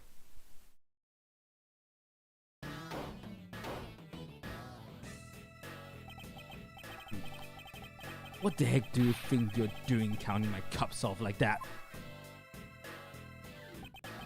Every person is a valuable human being, you get me? And everyone has a name that their parents gave to them. No one is a number 2 or a 3. Everyone, regardless of age or rank, is number 1. Got it? Shifu! Shifu! You are Agent Lang, I take. You infidel? How dare you address Shifu so rudely? Lang, she says. A cop who disrespects others soon feels the disciplinary bite of an elder. So don't ever forget to show the proper respect towards another person. Sheena. This isn't much, but please accept my card. Oh, thank you. Please accept mine in return. You all see that just now? That is the proper way for two people to show their respect. That there is a very Japanese thing. It's very common in Japan for people to introduce each other like that. Here's my card, here's your card. Business cards are really common over there. Keep that in mind and you'll get far in life, got it? That's right.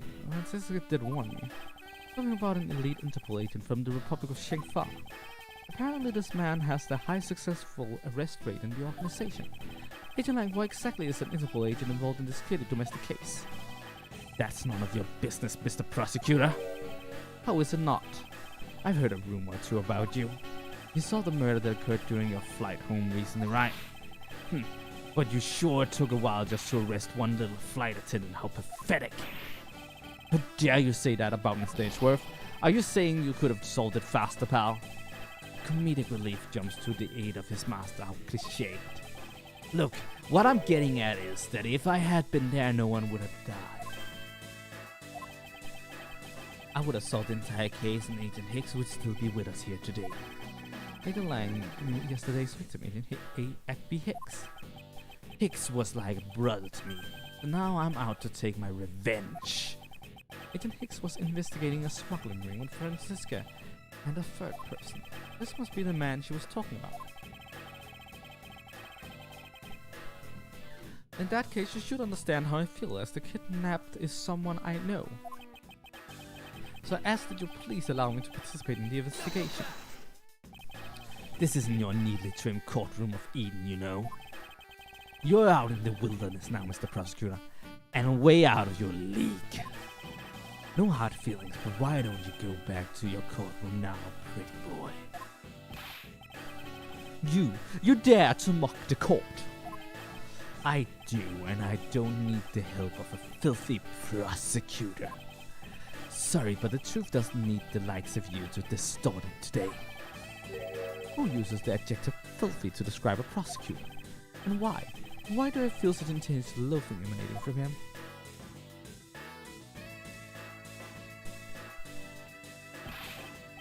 Alright, men, good job on the perimeter around Gatewater Land. Now, just find me the kidnapper and bring the punk to me. Dismissed. Sir.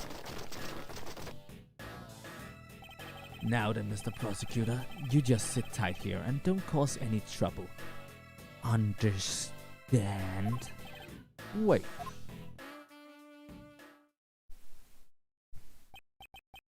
Mr. Edgeworth, sir. It's been a while since I last met someone who's so disagreeable. Why of all places did he show up here? And completely out of the blue at that. I suppose I'll have to ask Detective Gumshoe to fill me in on that.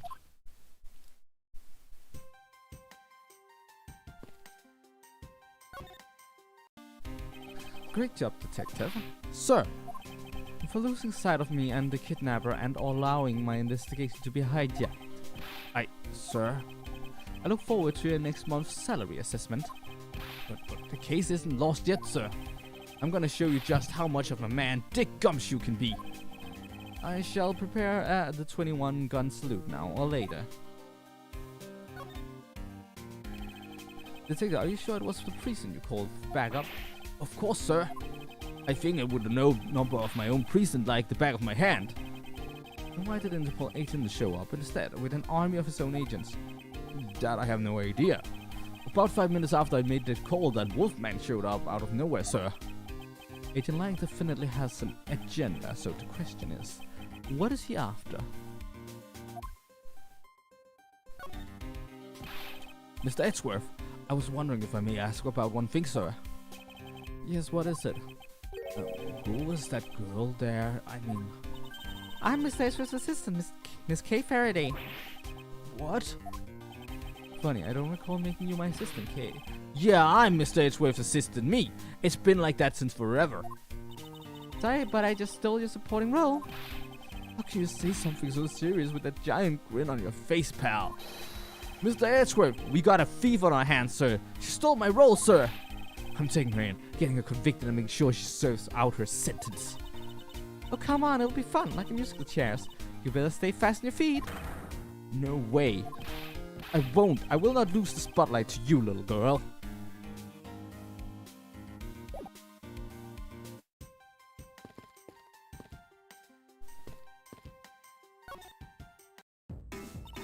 Man, I can't calmly do any stealing at all with that detective around. I suppose it's not easy when there's this many members of law enforcement in the vicinity. It's alright, it's not like I'm in a hurry to steal just any old thing.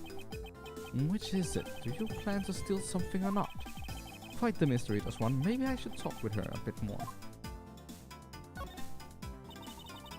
So what are you going to do about your investigation into the kidnapping? Good question. Since Agent Lang holds the authority to investigate this case now, this makes things a bit more complicated. Oh come on, you can't let that stop you. I'll even lend you a hand, so let's go. But you're a self-reported great thief, are you not? I don't believe I can let someone of an unlawful nature participate in an investigation. You don't like to listen, do you? I'm not just any ordinary great thief. I'm the Yatagarasu. And as I said earlier, the Yatagarasu is after one and only one thing. What is this one and only one thing you're after? The Yatagarasu is only interested in one thing, and that is the truth. I see. Almost 7 years ago, there was a vigilante who threw the business world into a panic. Labeled mysterious and phantom-like, the Yatagarasu appeared and vanished at will. Though we still don't know much about this thief's ultimate goal, we do know the targets. Yatagarasu like to find and make public evidence of corrupt dealings of all sorts. Once a target was chosen, no dramatic calling card or announcement was sent forth. Instead, the chosen corporation was infiltrated without even the targets noticing. Some days later, the evidence that was found was sent out to the mass media, along with a card with the mark of three-legged crow. Looking back, I suppose you could call the Yatagarasu was stealing the truth. Could this child really be the successor of the original Yatagarasu? That can't be, can it? Lance! Lance! Where are you, my son?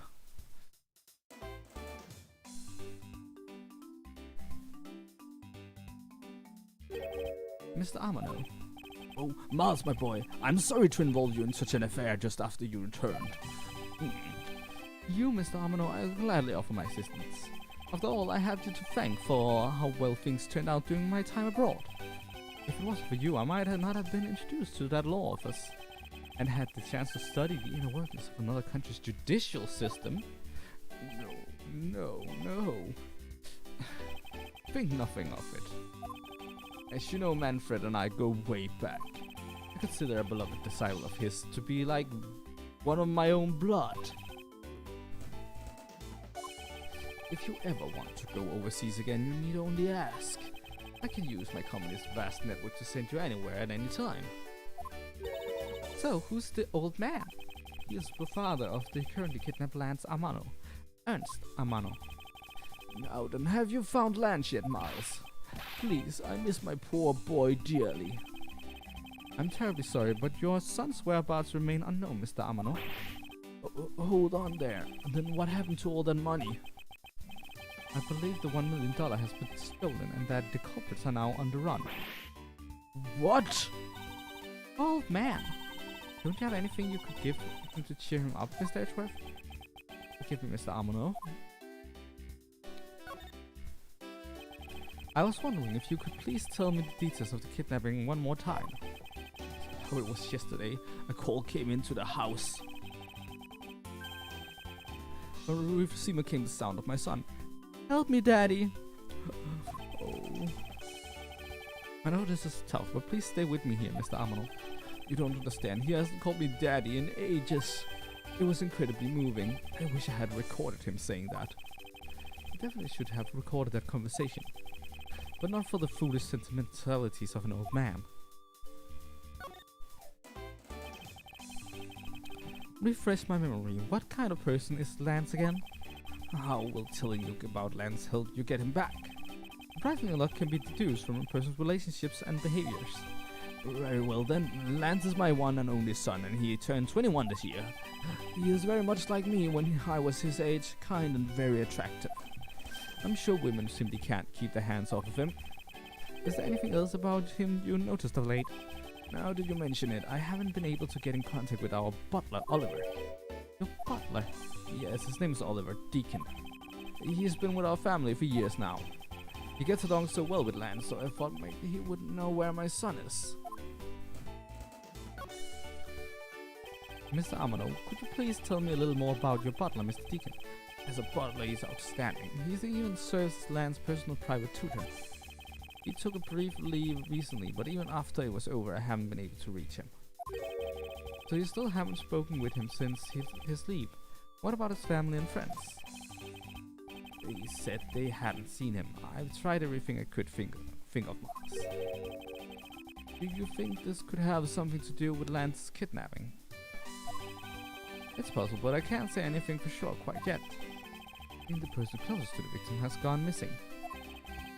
Oliver Deacon sounds like one name I had better keep in mind.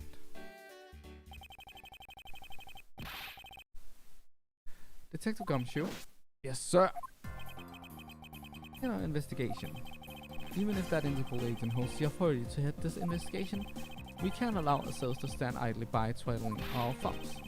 I'm with you 100%, Mr. Edgeworth, sir. I, Dick Gumshoe, pledge to stick by your side through thick and thin. Mr. Amano, it was my fault that the culprits escaped. Which is why, with your blessing, I vow to return Lance to you myself. Oh, I've never seen you so passionate before, Miles. Good luck to you, my boy. Alright, well, what are we waiting for? Let's do some investigating. You think I'm losing to you, pal? Forget it.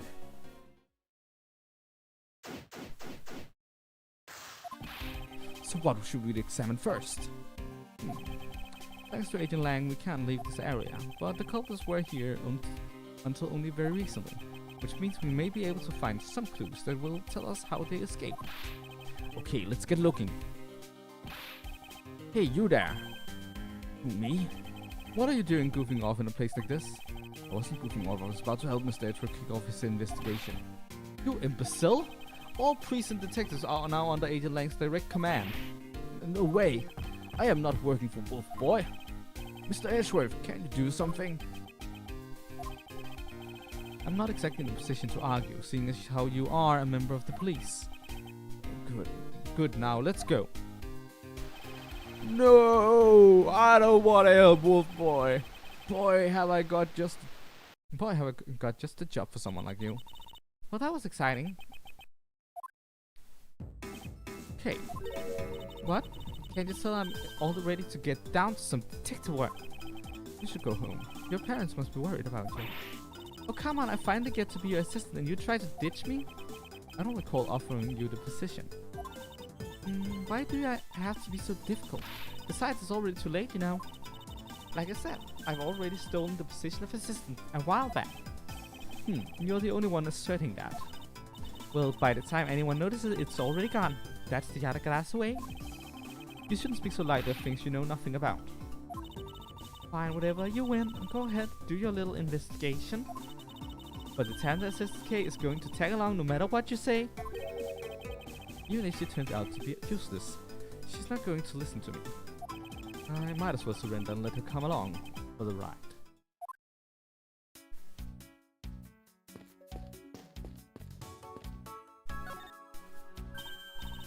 Hey, there's a bunch of footprints in the mud over here. I remember hearing rainfall out here while I was being held in there. Yep, it was just passing rain. That's why the ground is already pretty much dried up. I should be thankful. It left us with some nice footprint samples. You know what? I bet if we followed them, we can find out where the kidnappers went. Plus, we'd be able to spot them because of their muddy shoes. I don't think it will be that easy. Why not? Look carefully. There are quite a few different sets here, and we don't know which ones belong to the kidnappers. Oh, that's true. We don't know what kind of shoes they were wearing.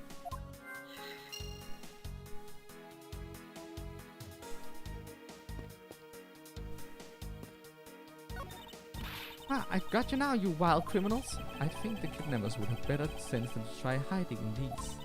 Oh, come on, lighten up, will ya? I was only joking. I don't really think that the criminals would be hiding here right in front of two officers. I certainly hope not. Excuse me, but if you could just let me through here. Sorry, I can't let anyone through. Agent Lang's orders. I suppose I'll have to deal with this impasse for now.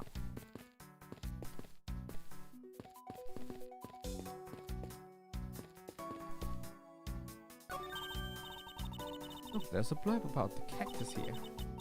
This cactus is a very gracious gift to Clearwater Land from the local police precinct. I can't believe the police went so far as to even donate a cactus to this place.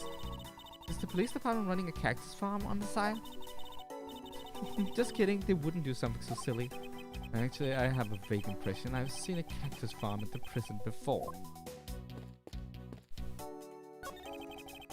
Horses are painted on this garage door to complete Wild West theme.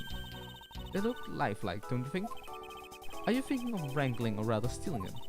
If you can coax them out, they are sure. Come on, I know you can sweet talk them out. I could be holding a cube of sugar in my hand, they wouldn't budge, Kay.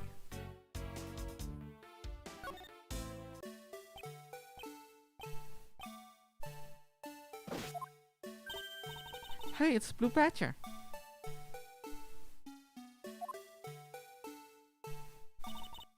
Badger, get!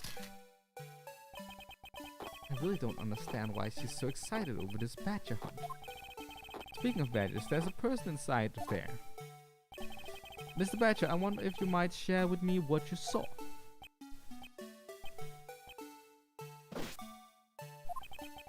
He's doing that contorted wriggling dance again. Aha! Oh, you uncovered my uncovered identity, sir. I was to remain under that head, sir. Aren't you Officer Meekins? Sir, Mike Meekins reporting for duty, sir. This man was a witness in one of the cases I had 2 years ago. About the only thing I remember about this officer is that he often spoke and acted before he fought, which gave me a great deal of headaches. Is he a friend of yours, Mr. Edgeworth? I met him in the courtroom once before. Why was he so upset when we unmasked him? Does he have something to hide? Officer Meekins, why are you standing here wasting time? Sir, because I'm not a police officer right now, sir. I'm the Blue Badger. And I'm creating memories and dreams for the kids. That's never a waste of time, sir. I have a dream to become a big detective as Gumshoe, sir. I was patrolling the scorchingly boring beat until a little while ago, when the dispatch radio on my shoulder cracked that the kidnappers had escaped, sir. I thought maybe this was my shot at making detective, sir. I rushed on over to join in, but when I got here, there was a sea of people already, and I couldn't spread my trademark friendliness and joy to anyone. It would seem that some people never change. But why exactly are you that ridiculous outfit? Sir, that's because, sir, I'm here to keep the visitors in good spirits, sir. But it's also to hide the fact that I'm an officer on the trail of a kidnapper, sir. I see, Agent Lang is very wise to employ this sort of diversionary tactics. You handed the role of the Blue Badger out of all the different disguises, sir. It's such an honor. How long have you been standing here, officer? Sir, for about 1 little hour, sir. That's around the time I woke up from being unconscious. And I've been ever since, sir. I've been here ever since, sir. That's true, then it's possible Officer Meekins saw the kidnappers escaping. However, sir, I must tell you that I didn't see a thing, sir. I haven't asked you anything yet, officer. No, but I know you will, sir. He's hiding something from me. Officer Meekins, I insist that you tell me more about your recent movements. Sir, I've been playing the Blue Badger this whole time, sir, and getting into it too, sir. I patrolled the park all while wearing this costume, and about 1 hour ago I came over here, sir. I haven't seen any suspicious-looking people this whole time, sir. But I did see a badger, sir, a lone Blue Badger. What you said just now is contradictory to the facts. So, Mr. Edgeworth. This is what Officer Meekins' testimony contradicts. Take that! Officer Meekins, let's back up things up. I'd like to ask you about your last statement. Sir, of course, sir. If that's your wish, Mr. Prosecutor, this little patrolman will wait as long as I'm commanded to wait.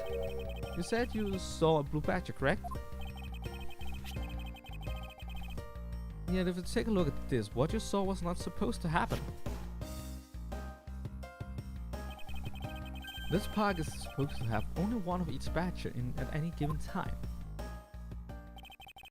Which means that as long as you are the Blue Badger, Officer Meekins, you should not have seen another Blue Badger wandering the premises. What, sir? Then That would mean that there are 2 blue badges walking around, but why?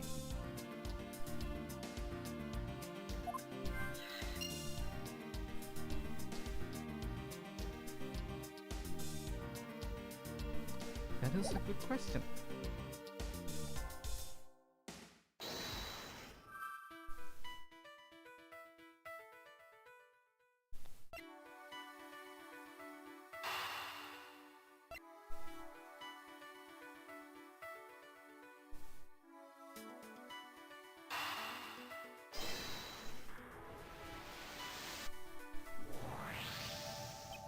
A second blue badge that shouldn't exist. Here the true identity of this person underneath is... Oh, I know, it's one of the kidnappers, right? The person wore a costume to get away. Precisely. After all, the costumes that went missing from the storage area are... a blue badger, a proto badger, and a bad badger. Yes, those 3. So there are 3 phony badgers running around in the park somewhere, huh?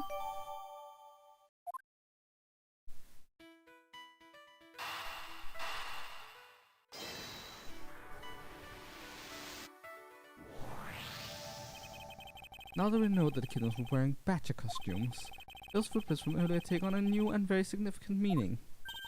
Oh, you mean we know which tracks belong to the kidnappers, right? Yes, more than shoe prints. We need to follow the paw prints of badgers. Okay, Mr. Edgeworth, it's time to use those footprints and go badger hunting.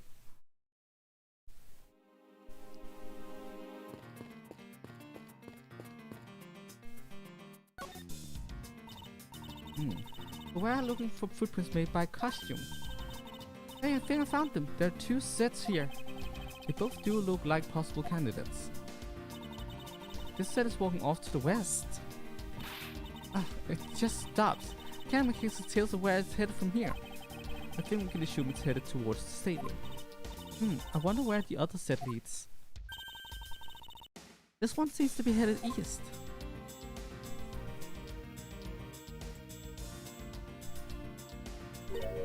Huh?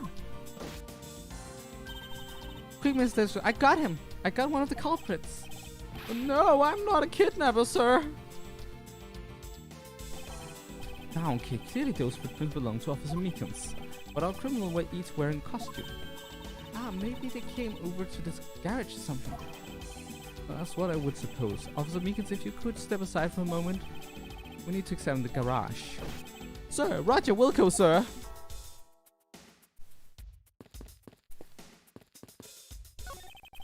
Let's open the shutter and see what we can find. Maybe we'll find kidnappers hiding inside.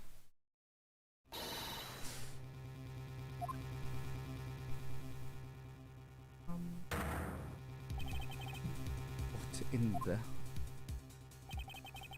Seem to have stumbled across a dead body. He must be in severe shock to have been the first to find it. Now then, who is this man? It's Oliver! Mr. Amano, are you saying that this man is... Yes, he's my butler.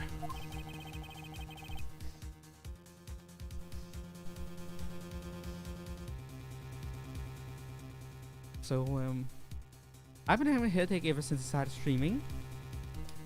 And it doesn't seem to be getting any better. So, now I'm gonna take some medicine. Some headache medicine. Just so you know, it's just headache medicine.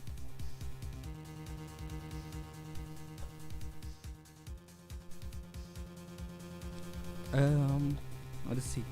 If this doesn't help within the next hour, maybe I'm gonna end it early. I would like to avoid that, but if I have to, I have to. You know? Health is more important than streaming.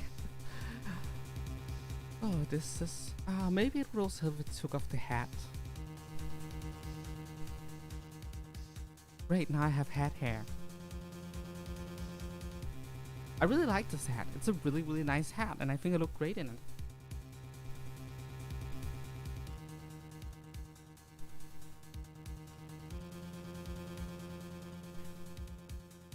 How could something like this have happened? Indeed, and why was Mr. Deacon here to begin with? I like to investigate this crime scene quickly before Agent Lang and his men return.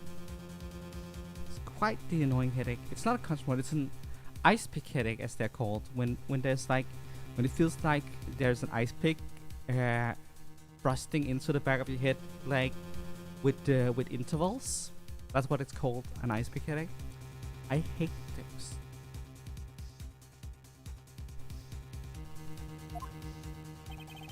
Deacon's footprints lead right to this garage, and right to the dead body. Is it possible one of the kidnappers is now a murder victim?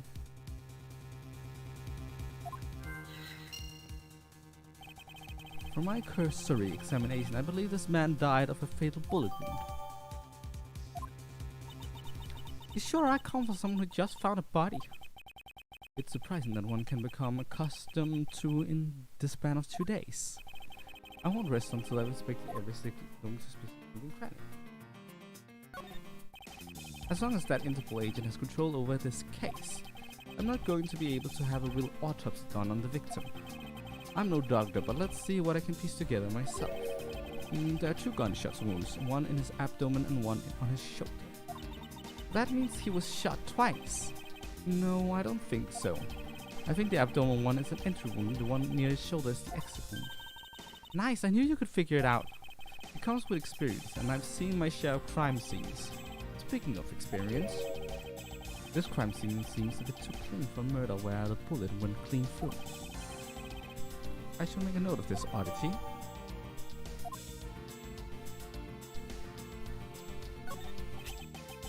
It's an unusually shaped pendant. What is it? Is it something valuable? It seems to have regained some of her composure. It looks like a horse pendant. It's got an antique feel about it, and it's really pretty. Hold on, this is made of platinum silver. Nice, it is worth something after all. Oh, and look, there's something written on the back. Colin Devoray. It's a name. Colin Devoray. But this man's name is Oliver.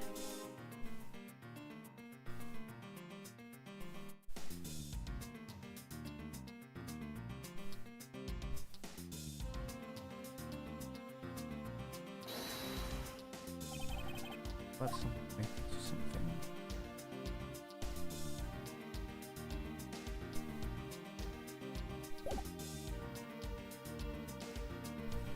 It seems like there's something to deduce in this piece. Oh, this headache is not making it easy to think.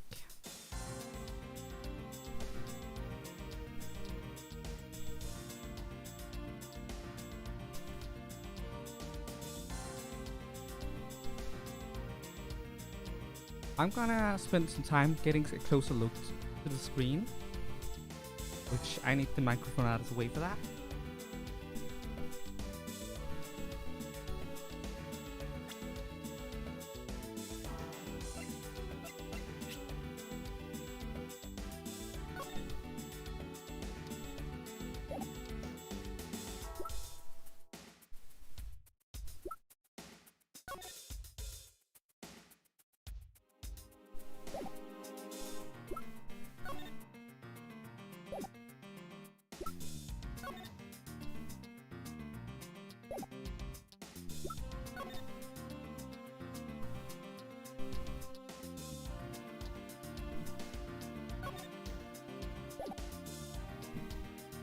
Okay, let's try and deduce and use the primary findings as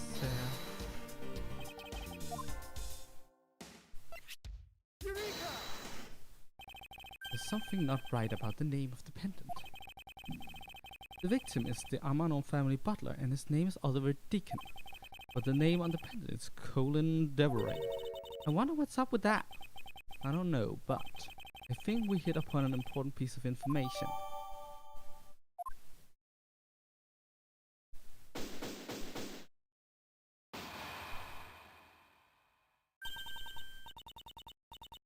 I'm gonna take this moment to go to the bathroom real quick. So it is going to be a longer stream if my headache gets better, but also give some time for the headache medicine to kick in, so that maybe I feel better by the time I get back. I hope so. So yeah. I'll be right back.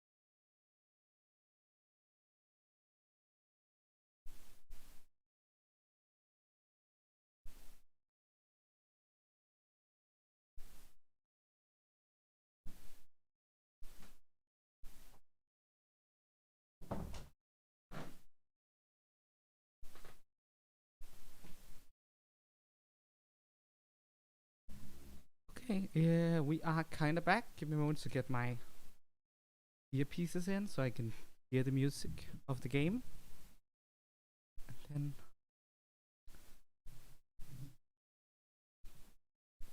we will be moving forward. Lance, where are you, sweetie? Excuse me, but you are?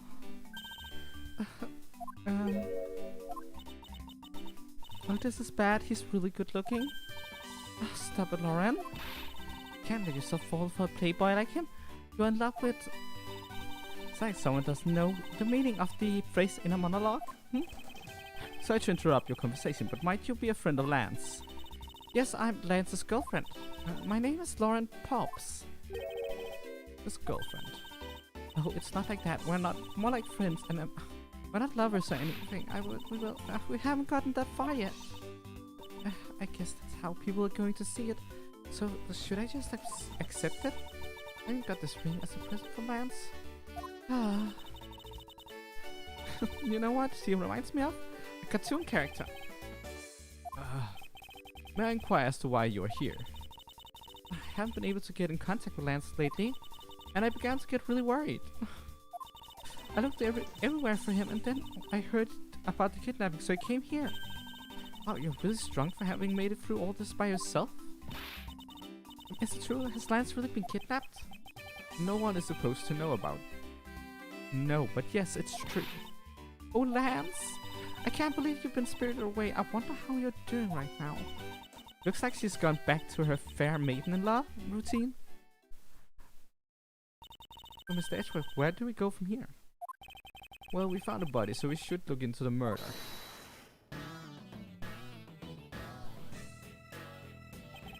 My man brought me up to speed over the radio. And I have to say, you really should have called. I heard you found something very intriguing. I have nothing to hide, Agent Lang. It's exactly what you see before you. I'll take it from here, yeah. That guy's really dead. Hey, you're waiting for an invitation. Hurry up and detain the suspect now. Suspect? Who? Officer Meekins, is it? You're coming with us. What, sir? I had nothing to do with it, sir. Agent Lang, don't you think you're being a bit rash? Do you even have a good reason to suspect Officer Meekins? Ha! I leave that kind of stuff to you prosecutors. It's your job after all. Like I said earlier, crime scene isn't as forgiving as your precious courtroom. That's your answer. I know you like your logic and reasoning, but that sort of impractical fluff is not needed out here in the field. Yes! Which Interpol agent needs logic and reasoning? What kind of bullshit is that? Like, no one needs that. All you have to do is arrest suspicious person after suspicious person. That's how you eliminate crime from the streets. But that's also precisely how unnecessarily arrest innocent people by mistake. Innocent people? Nonsense. There's no such thing as an innocent person. We all got a blemish or two in our hearts. That's tyranny. I won't allow such a thing to go on unchecked before my eyes. Too bad you don't call the shots around here. As I have sworn to uphold laws of this land, I cannot allow you to take this man in. That you would arrest a man on false charges without even conducting an investigation. Have you no honor as a member of the law enforcement? You! How dare you speak so disrespectful to our Shifu! Hold it! Ah, you amuse me, Mr. Prosecutor! Long, she says. Every pack has its own rules. If you can play by the rules and come out on top, that is a true victory. Alright, I give your beloved laws a fair shake. I'll show you just how much investigating I've done. Through my line of logic. Long Lang's logic. I've seen a lot of bodies like the one being carted out often in my time. I can say he was shot in a single glance, but even you figured that much out, right? With your current gun laws, it's not exactly easy to get your hands on a gun. Not unless you're a member of law enforcement like Officer Meekins, isn't that right? That is your reasoning. Solid as a rock. It's based on the philosophy of detainment. What's with the philosophy of detainment? You don't know? In that case, pay attention, girlie. In my country, the criminals have a saying, beware of the wolf. Why the wolf?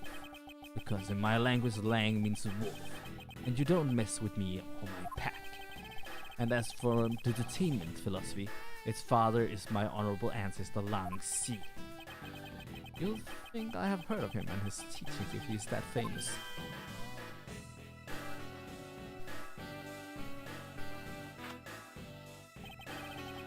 Lang Si developed it as he worked to lock criminals away thousands of years ago.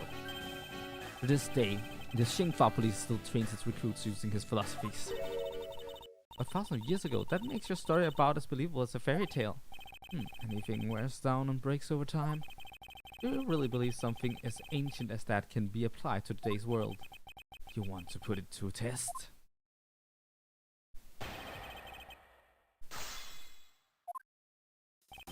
I've seen a lot of bodies like the one carted off in my time. Hold it! So what can you tell me about the body? A lot. Even without an autopsy, I have my ways. They teach you the basics of forensics along with the detention philosophy. Oh, then you wouldn't mind telling me a little of what you figured out, correct? I can say he was shot in a single glance, but even you should have figured that much out, right? Hold it! Yes, I think anyone who saw the bullet wound would come to the same conclusion. Knock 'em back!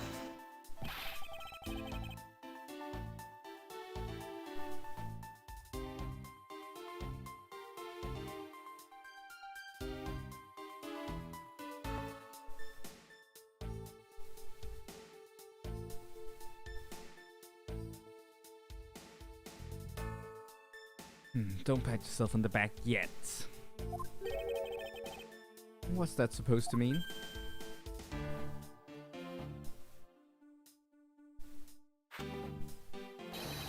Lang, she says, search where the water is deepest. You have to keep your eyes on the big fish that lurks in the depths, which is the killer.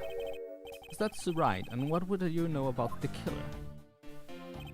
With your current gun laws, it's not exactly easy to get your hands on a gun. Hold it! It would appear you studied a little of our laws. Studied? Who needs to study what every child on any street corner already knows? It's that. Sheena! The Federal Firearms Restrictions Act. That's it, the Federal Firearms Restrictions Act. I hear it's not easy to get a gun these days. Interesting, that woman is the one in charge of keeping track of information. Not unless you're a member of the law enforcement like Officer Meekins, isn't that right? Hold it!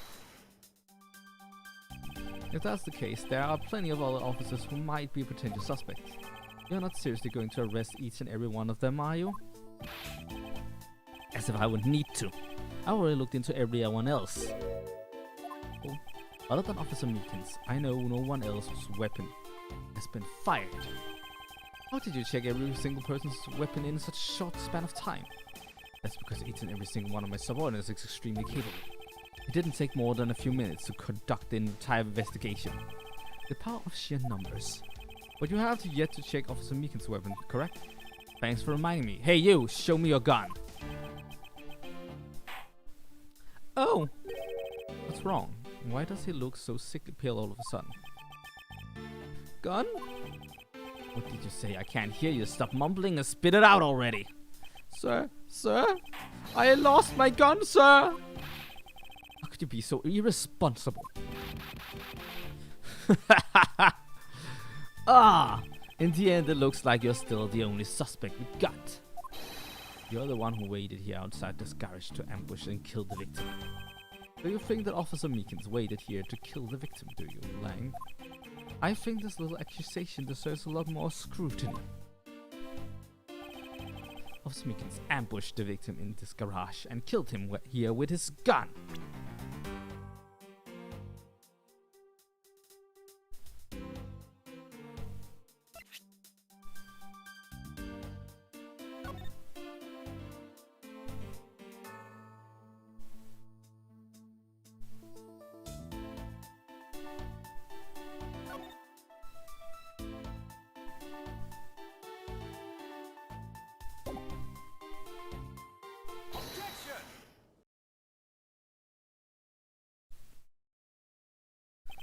Unfortunately for you, Agent Lang, that is simply not possible.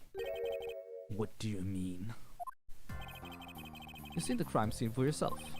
And while you were looking, did you not think to yourself that it was a little too clean? Ayah! So you did notice that there was too little blood. You still wish to claim that Officer Meekins committed the murder here? Because this isn't the crime scene, and if it was your men who led you to think it was, then I suggest you leave this case to the local police to set the record straight. Not bad. I see your logic can be just as sound as mine. In that case, let me ask you this. Don't you think it's weird that Officer Meek was hanging out around here in the first place? Weird, how so? Hey you! Your squad's not even supposed to be in this area, right? What were you doing neglecting your duties and loafing around here? I... Don't you dare give me some lame excuse like I found myself taking a walk. But sir, I really did take a walk, sir. You're a disgrace. How dare you take your pact obligations so lightly? Also Meekins is looking extra meek. Is he hiding something? Mr. Edgeworth, sir! Please, sir! Save me the way you did earlier, please, sir! Officer Meekins, please give us a detailed account of what happened. Sir! Not you too, sir! It's true, sir. I wasn't assigned to this area, sir. I was told to check every square inch of the main gate area, sir. I also went looking for the kidnappers while selling dreams in the Blue Badger-mobile, sir. But I got completely caught up in my role selling dreams to the children, sir. Before I knew it, I found myself here in this area, sir. What is this Blue Badger-mobile? It's a moving store on wheels that sells sweet dreams and merchandise, sir. But a Blue Badger-mobile is just a roaming souvenir shop. Sir, I swear I was chasing the kidnappers down while I was being a good dream merchant. He seems rather worked up, even more than his usual hyperactive self. He sure seems sure of what he's saying. Can you try to calm down and lower your voice to a more reasonable level, officer? Sir! Roger, sir!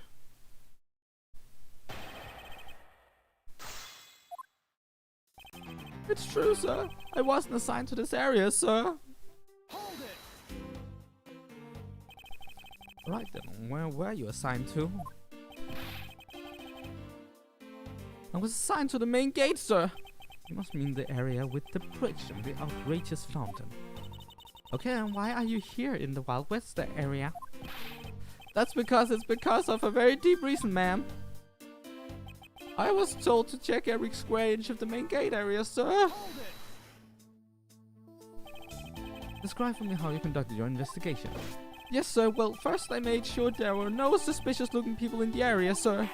But the only people that seemed to gather around me were little girls, sir. Well, what did you expect when you were dressed like the Blue Badger? I thought I had no choice at that point, sir, so... I also went looking for the kidnappers while selling dreams of the Blue Badger-mobile, sir. Hold it! And what exactly do you mean by selling dreams? Sir, the Blue Badger-mobile is where dreams are collected. What? Sweetness like you never seen. No except in dreams, ma'am. Like innocent drops. And bitterness found only in nightmares, ma'am. Like guilty jawbreakers. Selling those as I push the Blue Badger-mobile along in my sworn duty, ma'am.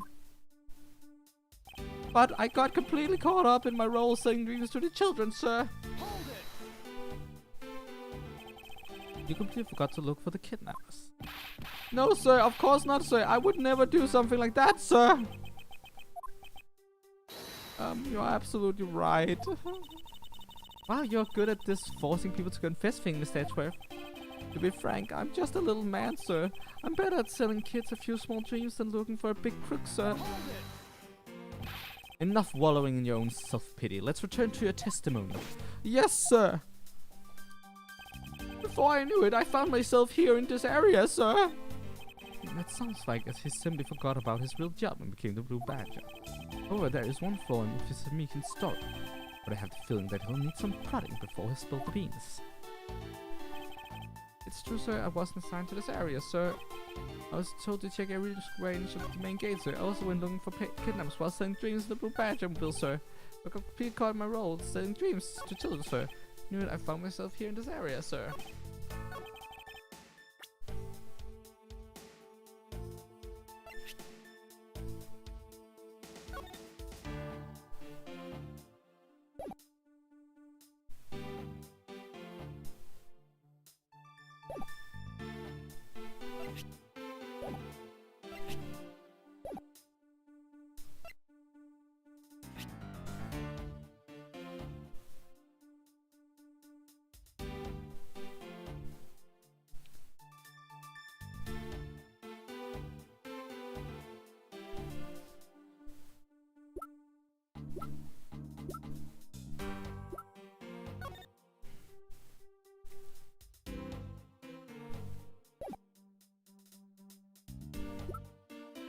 What is it I'm missing right now?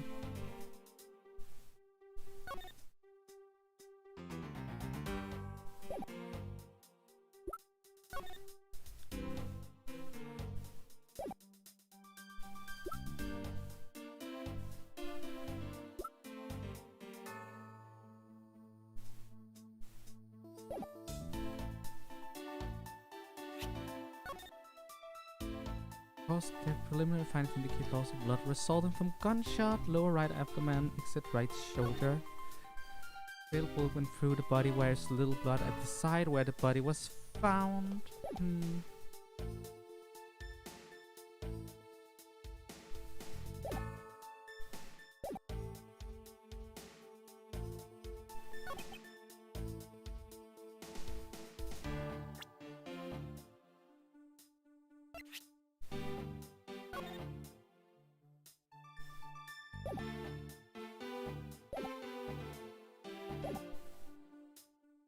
Claims for Deacon. I also went looking for the kidnappers while selling dreams in the blue Badgermobile, sir.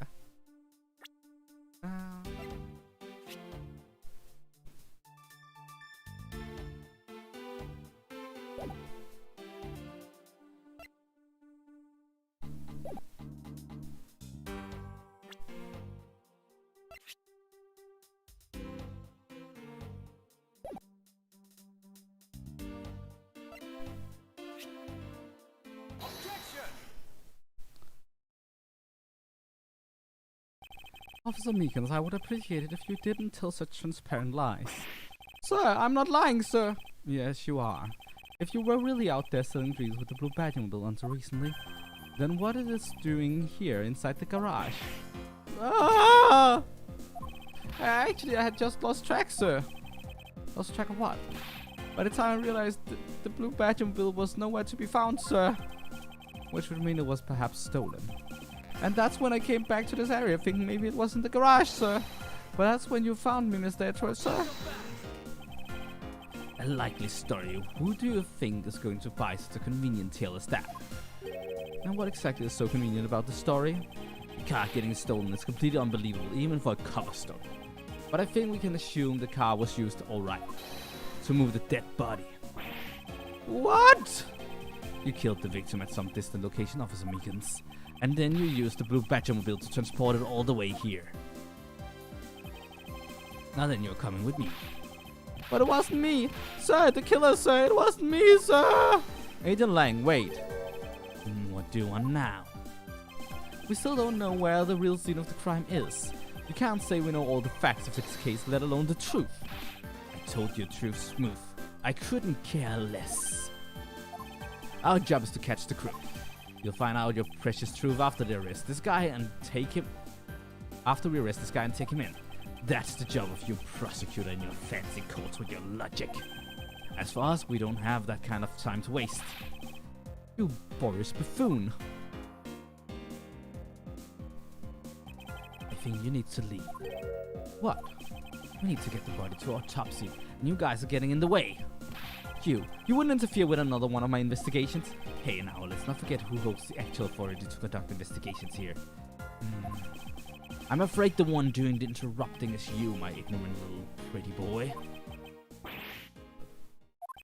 Now be a good fancy boy and get out of my sight if you don't. I'll arrest you for obstruction of justice!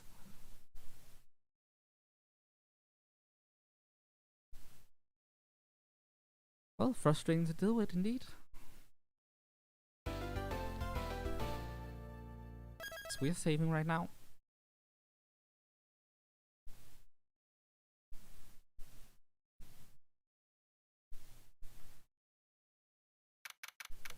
March 13, 1:22 p.m. Gatewaterland main gate.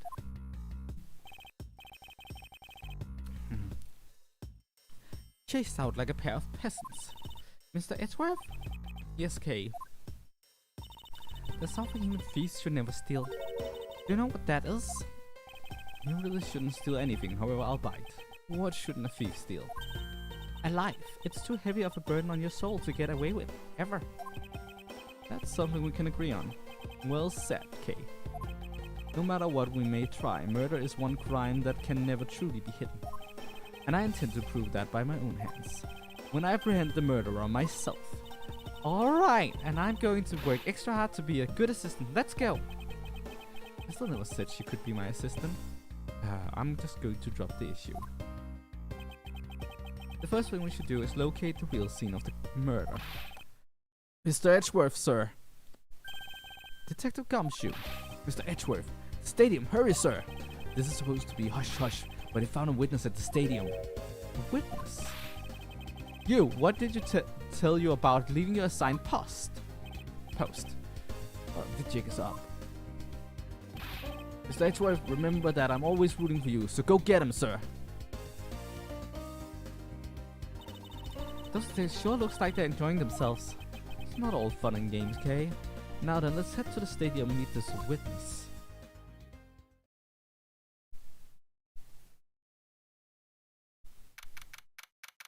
March 13, 1:42 p.m. Stadium. I thought there was a witness here.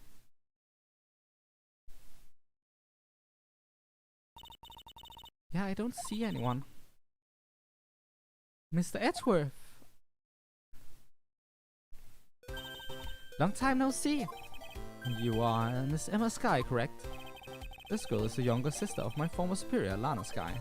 2 years ago, we stood in the same courtroom together as witness and prosecutor.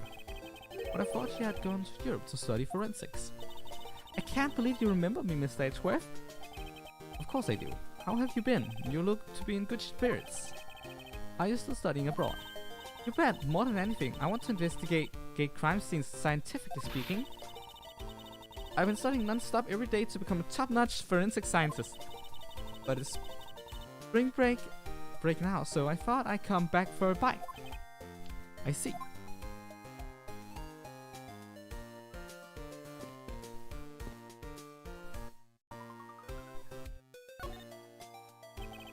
I almost didn't recognize you. You've really grown in these past few years. Please don't tease me, Mr. Edgeworth. I know I still have a long way to go. But I'm going to be a super forensic scientist someday. You'll see. You seem to know Mr. Edgeworth really well. Are you two acquaintances? Oh, I forgot to introduce myself. I'm Emma Sky. Nice to meet you.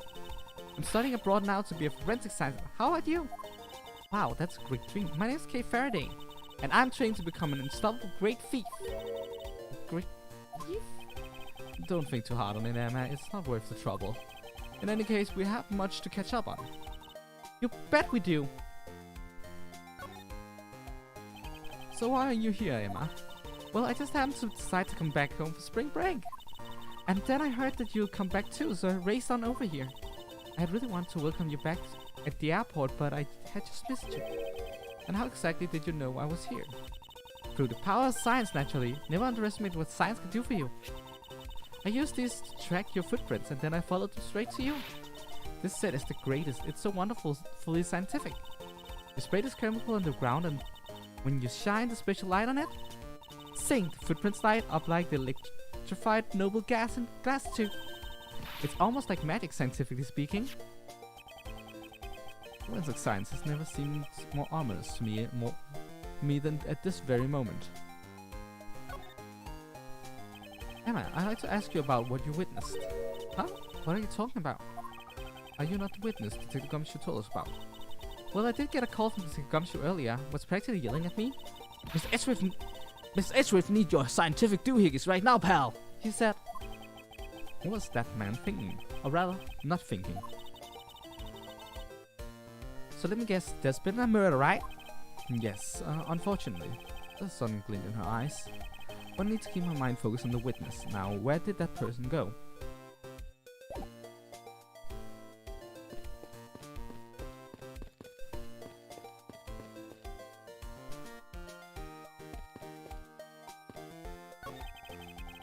I assume this is another Badgermobile. Yeah, but it's a different color than the blue Badger's car. Yeah, this is the Retina Searing pink model. What's that off in the distance?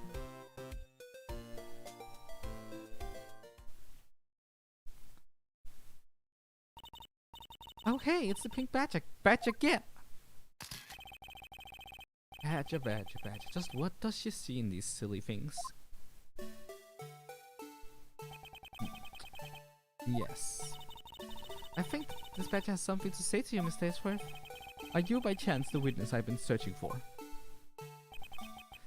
Sorry, but I don't speak Badger dance.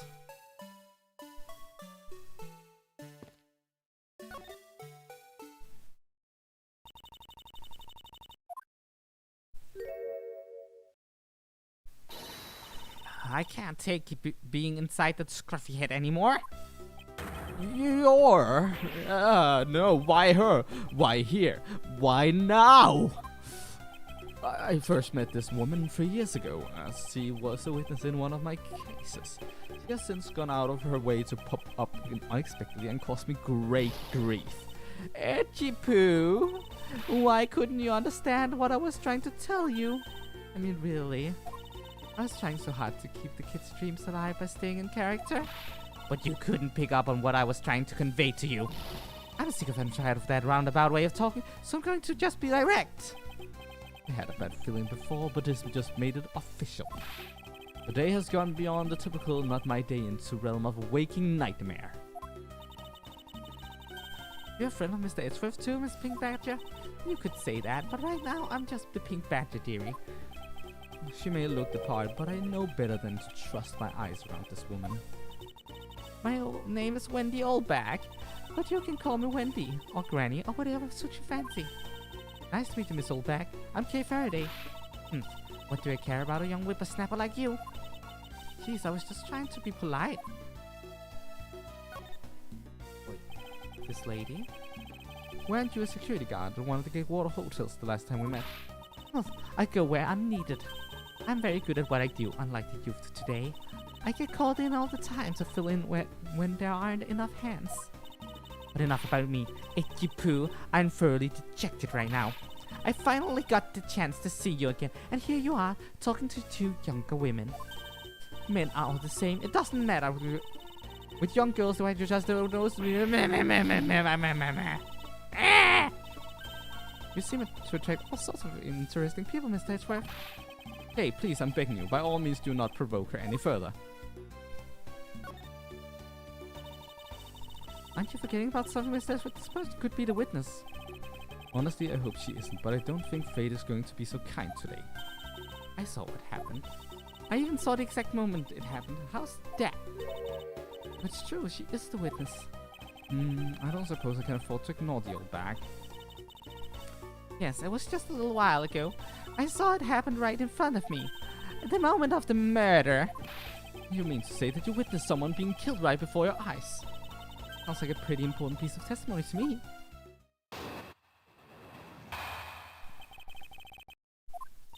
I came to the stadium to take a short break. As I was visiting, I happened to glance over and saw two men facing each other in that area. Suddenly there was a loud gunshot and the person who was shot fell to the ground.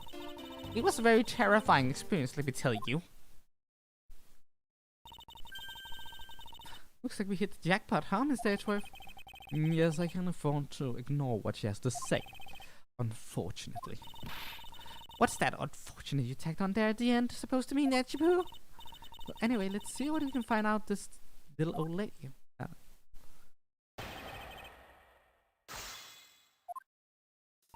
I came to the stadium to take a short break.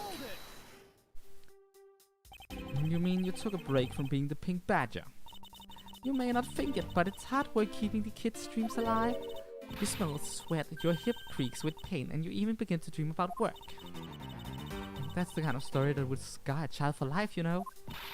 Well, what? That's why I chose to come here to take a break, whippersnapper.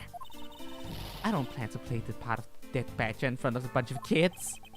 What did you see while the pink badger were resting? Oh yes, that, well... As I was resting, I happened to glance over and saw two men facing each other in that area. Hold it. And you saw two men. Can you describe them for me? They look like your average Joes, completely uninteresting and not worth fawning over. I'm telling you, they were so boring that I don't even remember much beyond that. But did they have any special features? Anything you can recall would be very helpful. Oh my, don't tell me you're jealous of those two men. Hey, she's right. You do seem pretty worked up over them, Miss Edgeworth. I'm not worked up over anyone, and I'm not jealous. It's alright, Edgeworth. Those two were just foals compared to a stallion like you. I thought so little of them that I lost interest the instant I laid eyes on them. And suddenly, there was a loud gunshot, and the person who was shot fell to the ground. Hold it. You're claiming to have seen the exact moment in which the murder took place. Absolutely, the gun made a terrible racket when it was fired. You didn't try to go help the person that got shot? I'm only one person, you smart alecky brat. What could I have done? But I took off as soon as I could to find someone who could help. No man, one bullet. All consistent with what we found out from the body. Sadly, there wasn't exactly a lot of new information to go on in your testimony. But if I saw the guy again, I'm sure I could identify him for you. I mean, how do you expect me to remember anything without something to jog my memory? Self-centered, aren't we? While it was somewhat useful, her testimony also presents us with a new problem. Miss Edgeworth? Yes? About this new problem. What is that giant grin on your face for? Do you want me to show you something really nice? No, thank you. Don't be so mean. I swear it's something you are going to like. What is that gadget you're holding? What you see before you is the secret weapon of the great thief. I should have known it would be worthless. Oh, don't be like that. What do you think now? What is it doing? It's projecting something into the air. I'm going to input the necessary information to run the simulation now. Once I'm done, it'll increase the size of the projection to its maximum size. Dark skies of evening, when no other bird dares take wing. One all alone remains all-seeing. Now witness the true power of a real modern-day Robin Hood.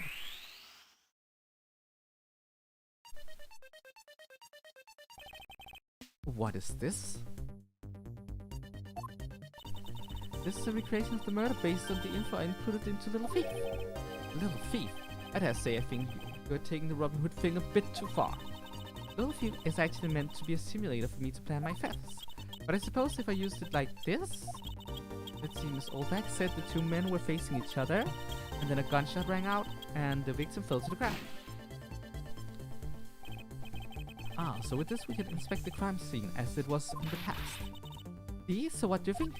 I have to say I'm impressed by the technology thieves have access to these days. Well, it's a super secret weapon of the mighty Yargarasu. Indeed.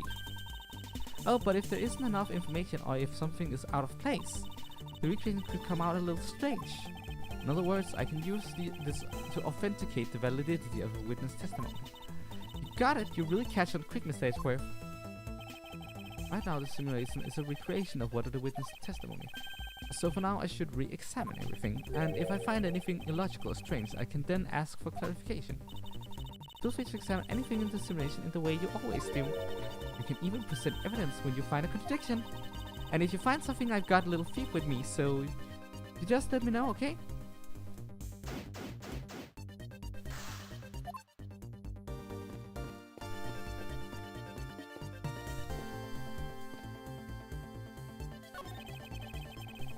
Still loves the killer with his gun at the ready. Okay, is it not possible to recreate the face of the killer? Well, I can't exactly input what we don't know into Little Thief. There's a point. According to testimony, the victim fell to the ground here. That's right, but if that's the case, then we already found our first contradiction. What? Where? If this is the real scene of the crime, there's something missing that should be here.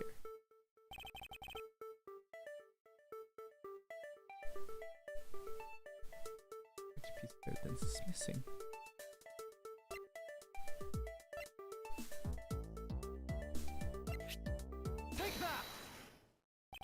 This is the contradiction. Is there something wrong with my recreation? This is the real scene of the crime, and something specific should be here. Did you think back? How did we deduce that the other crime scene was not the real one? Oh, I get it. They're missing now. There's no blood on the ground here either, right? Right. The fact that there is no blood here casts doubt on the witness testimony. Edgy Poo, how can you doubt me like that?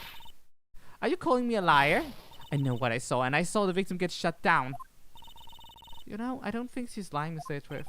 To be honest, I can't think of a reason why she would lie to me. In that case, maybe there's another explanation for the distinct lack of blood.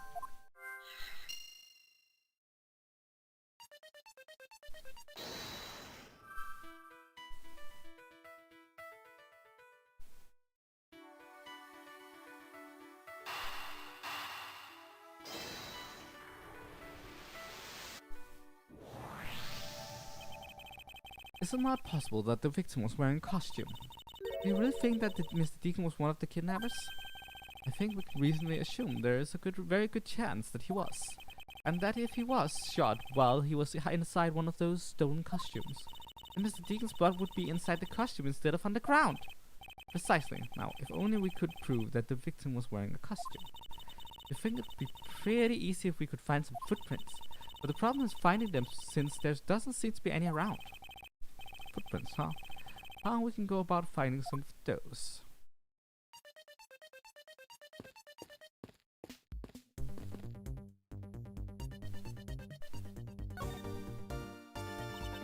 This is amazing, just feel the power of science.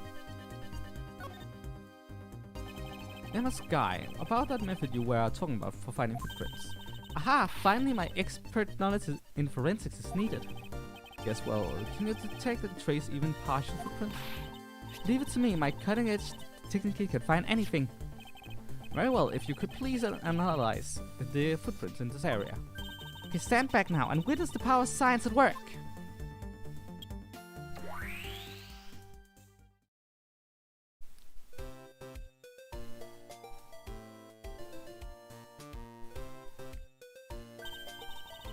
Hey, I found something, look right here. I don't see anything. Oh, that's right. Here, put these special glasses on, Mr. Edgeworth. These footprints here were definitely left by a badger costume. Just by the way the footprints are laid, those seem to be the newest ones. Then we can conclude that the victim was definitely wearing a costume at the time. With this costume data jot down in the organizer. Okay, in that case, I'll update little few simulation parameters, and I can't wait to see what we find out from the new info.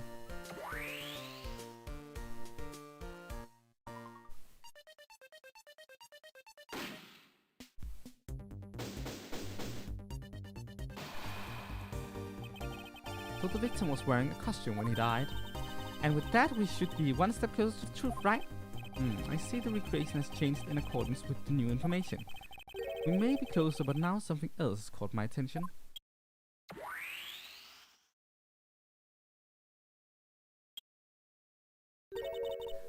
What do you want? Your testimony, naturally. I'd like to hear it one more time, if you please.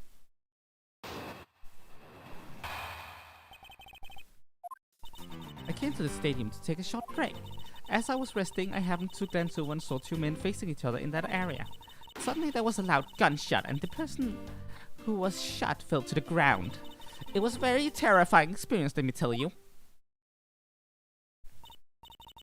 Does this mean that Miss Oldbeck's testimony has a contradiction in it? Yes, and I believe our best course of action is to compare it with your recreation. See, I just knew little thief would be of help.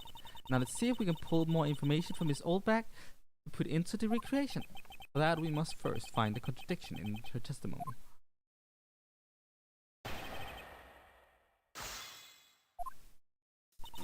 I came to the stadium to take a short break. Hold it! You mean you took a break from being the Pink Badger? You may not think it, but it's hard work keeping kids' dreams alive. You smell of sweat, your hip creaks with pain, you even begin to dream about work. I started with Sky Child for life, you know. Well, that's why I chose to take my break here, whippersnapper. I don't plan on playing this part of the Dead Badger. Well, we already been through this dialogue once before, so... Interesting, I happened to glance over and two men facing each other in the area. Then there was a loud gunshot and the person who was shot fell to the ground. Very terrifying experience, I tell you. Let's see.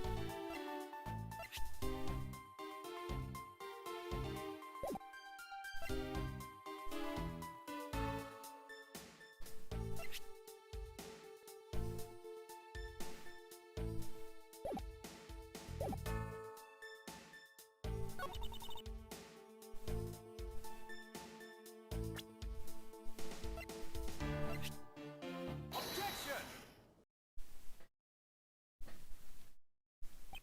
Two men. How did you know the gender of the two people involved? Seeing as how the victim was wearing a costume at the time. Ah. Furthermore, I have another matter I'd like to inquire about. I'd very much like to know why you failed to mention the costume in your testimony. I'm beginning to doubt if you really witnessed the murder at all. But I'm telling you, I really did see it. I saw it with my very own eyes. From a seat in the second tier. Second tier? Hey, didn't you say you saw it right in front of you earlier? That was, I was using the phrase in the metaphorical sense. I see our witness still has the screw loose in the metaphorical sense. The cushy seats in the second tier are reserved for hot shadow VIPs, which is exactly why I go there now and again to take a nap. I can see how you could have gotten a good look from there. I can't see how you could have gotten a good look from there. It's so high up. And were you able to see even the victim's costume from way up there? Well, I know I saw two people, but I couldn't really see what they looked like because they were in the stage shadow. I said it's what it used to be, Not like when I was young.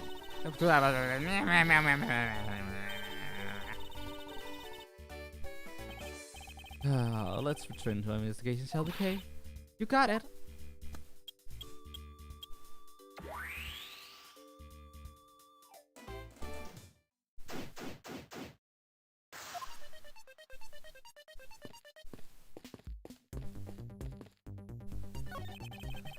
Looks like they broke the stage down.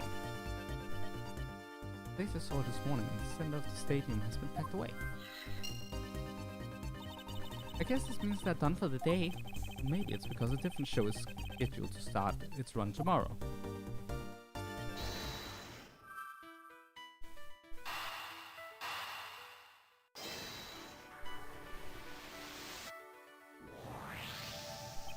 If that woman's testimony is to be believed, the murder occurred before the stage was broken down. You want me to input that information into Little Thief? Yes, if you please. Okay.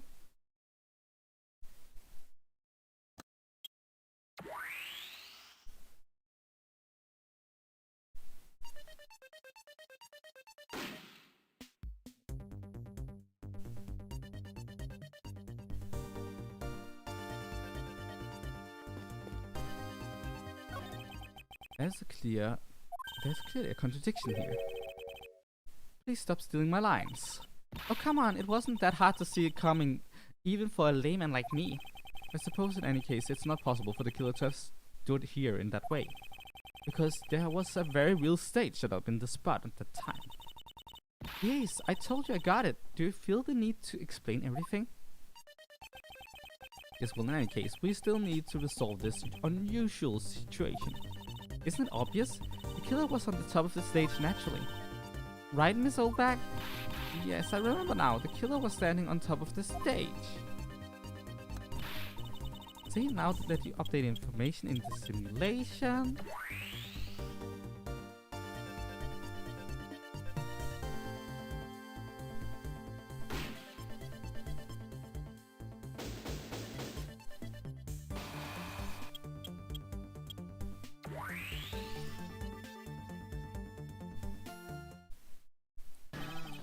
Well, what have we here? A bunch of hooligans running amok, I see.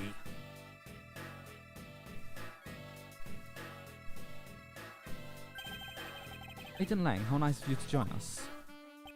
Well, I can't have you going around messing up my crime scenes. Agent Lang, we discovered that the real scene of the murder is here at the stadium. I see, thanks. For what? I'm just trying to show you my appreciation for all the time you saved me. Who knew that such a strange little toy could recreate a crime scene like that? Little thief is not a toy. You two. Sir!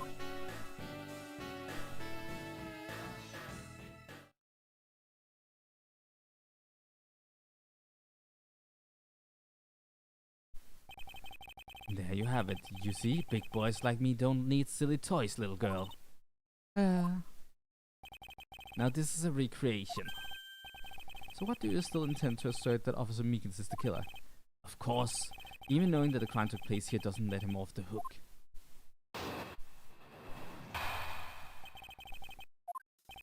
This is the real scene of the crime. Officer Meekins laying water for the victim on top of the stage. And when the victim finally showed, he shot him from on high. That's the truth your little recreation showed. How far will it go to accuse Officer Meekins of the crime? He's the most likely suspect we got, especially given the situation with his gun. But even if he is the killer, at least my recreation was on the mark. You see, thank you for understanding, my little crow girl. I'm not some common crow, I'm the Yargarasso, the Raven of Legend. Unfortunately, your conclusion has yet to be tested, so let's see how well it holds up.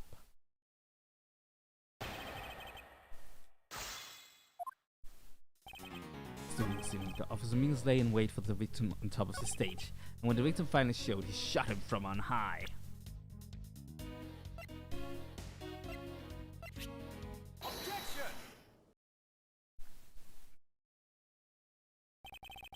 I'm terribly sorry, Agent Lang. I should have warned you that our recreation is incomplete. You cut in quite unexpectedly after all. What's that supposed to mean? You said that the victim was shot by the killer from up above, correct? I hate to break it to you, but that's not possible. Why not? Recall Mr. Deacon's body specifically where the gunshot wounds were located. Actually, oh well then. The bullet entered Mr. Deacon's in his abdominal region and exited his right shoulder. This is more consistent with an angle shot from beneath the victim. Then, yes, our recreation had the victim being shot at an angle from above. A clear contradiction. You're discounting your own conclusions? No, this one point is the only flaw. This was the mistaken parameter in our recreation.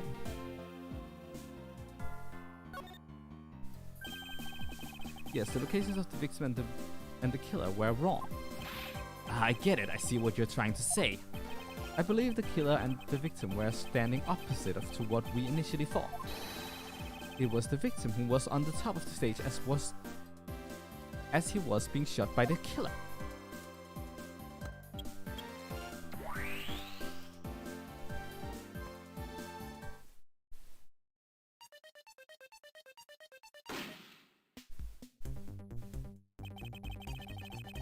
If this is what happened, I'd also explain the positioning of the gunshot wounds.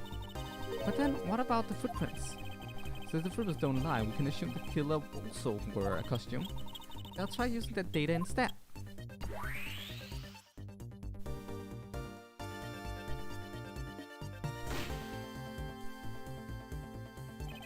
Just by the fact that both the killer and the victim were wearing costumes, I'd say it was the killing between the two kidnappers. That would be the most natural conclusion. Wouldn't you agree, Agent Lang?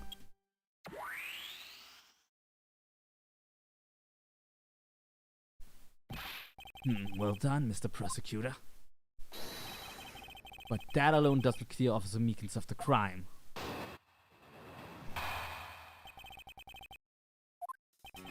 I ask that you take another good look at the tire marks over there. The 3 marks are indicative of the blue Badgermobile. That story Officer Meekins told us about the shop and wheels getting stolen was just a lie. He drove the blue Badgermobile here and committed the murder. Then he used the car to move the body to the garage in Wild West area. You believe he moved the body with the car? That's right, it was Officer Meekins himself who pointed us to the way he did it. The 3 tire tread marks are very telling, however. Is the blue Badgermobile the only thing capable of creating such a pattern? No bit of proof. I ask you to take another good look over there at the tire marks. Hold it! The tire marks. Yes, the tire marks, the ones there behind the stage. They were hidden up until now by the various pieces of stage equipment. As for when they were made, they must have been made after the rain had begun to fall, correct? Yes, and probably around the same time as the killer's footprints were made. The tires on that blue Batmobile probably got pretty muddy because of that. I say it's a blue Batmobile because, well, that's pretty obvious too. The V marks are indicative of the blue Batmobile. The 3 tire marks. I have to agree that the blue Batmobile has 3 tires. Of course, the only thing in this park that could make those marks is that rowing shop. Are you forgetting that there are in fact 3 of them?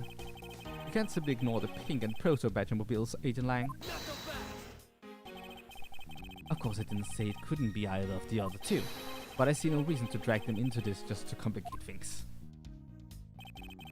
The story Officer Meekins told us about the shop and wheels getting stolen was just a lie. Of course, you have some sort of proof that it was all a lie, correct? Of course not! Well, that was blunt. But suppose it is a lie, it would explain a lot of things, like this movement and his whereabouts. He drove the blue Batmobile here and committed the murder. You still claim that the tire marks belonged to the blue Batmobile. It must have arrived on the scene after the ground had become wet with the rain. Officer Meekins committed the murder. Then used the car to move the body to the garage in the Wild Wild West area. Besides the blue Batmobile, there are other ways the body could have been moved.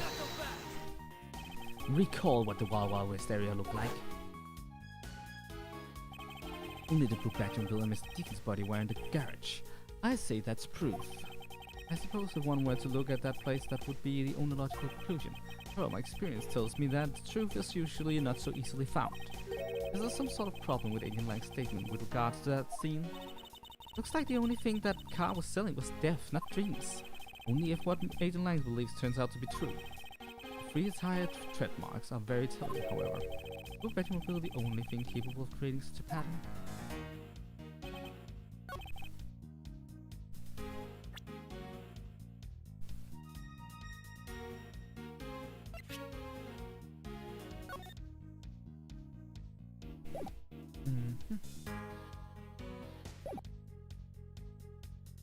Wonder if there's anything I can find.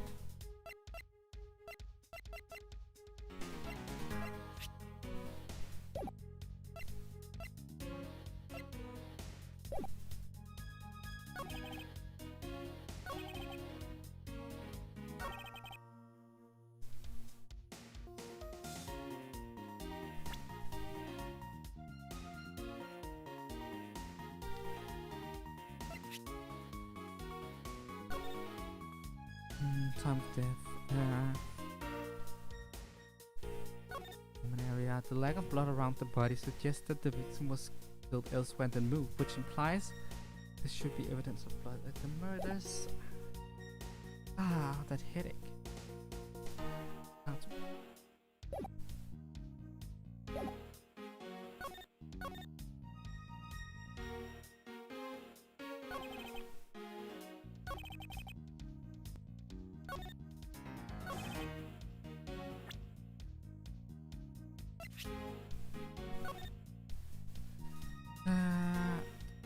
Lower right abdomen, right shoulder. This is like blood. Move the body to the garage.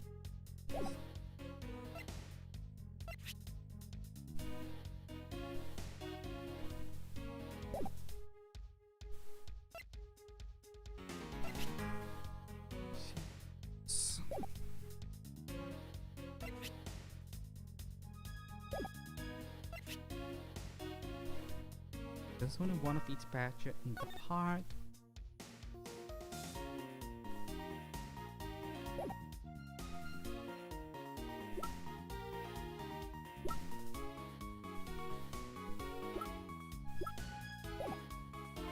There must be something, right? Something I'm missing.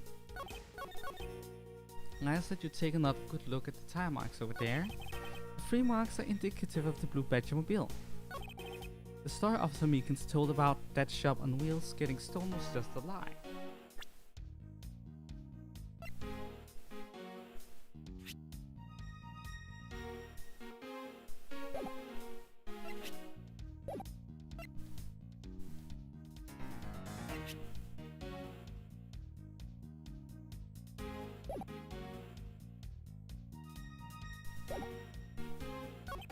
He drove the blue Badgermobile here and committed the murder.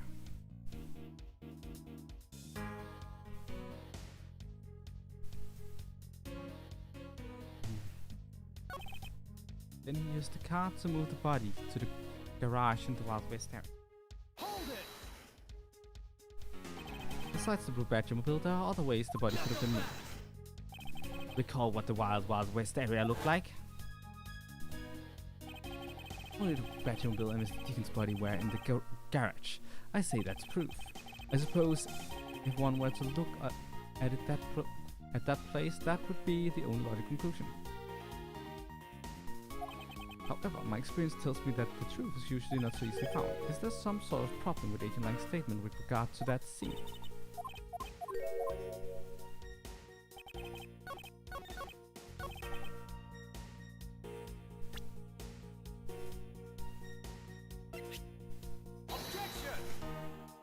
Nope, that's not where we're going. Okay. Actually, yeah, there is one thing. Nope, not it. Okay.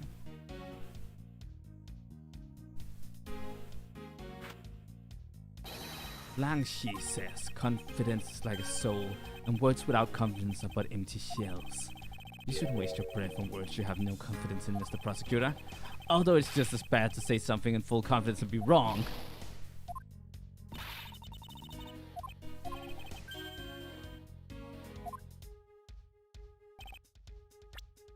I am stumped right now?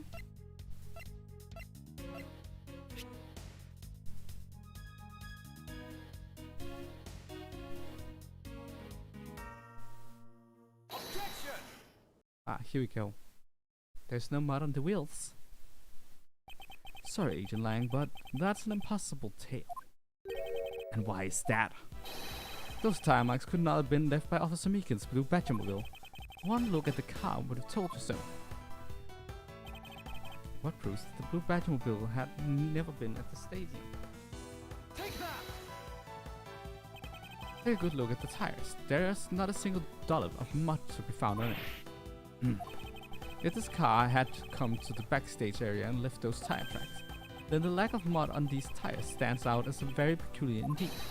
Then how do you explain the tire tracks, genius? Hey, I've got it. What about Miss Oldback's pink Badgermobile?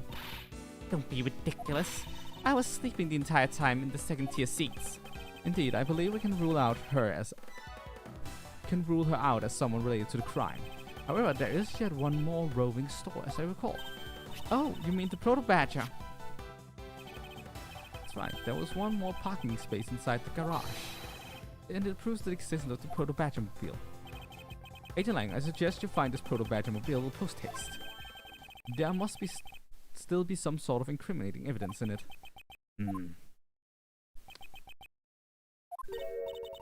Hey, did you hear something? Help!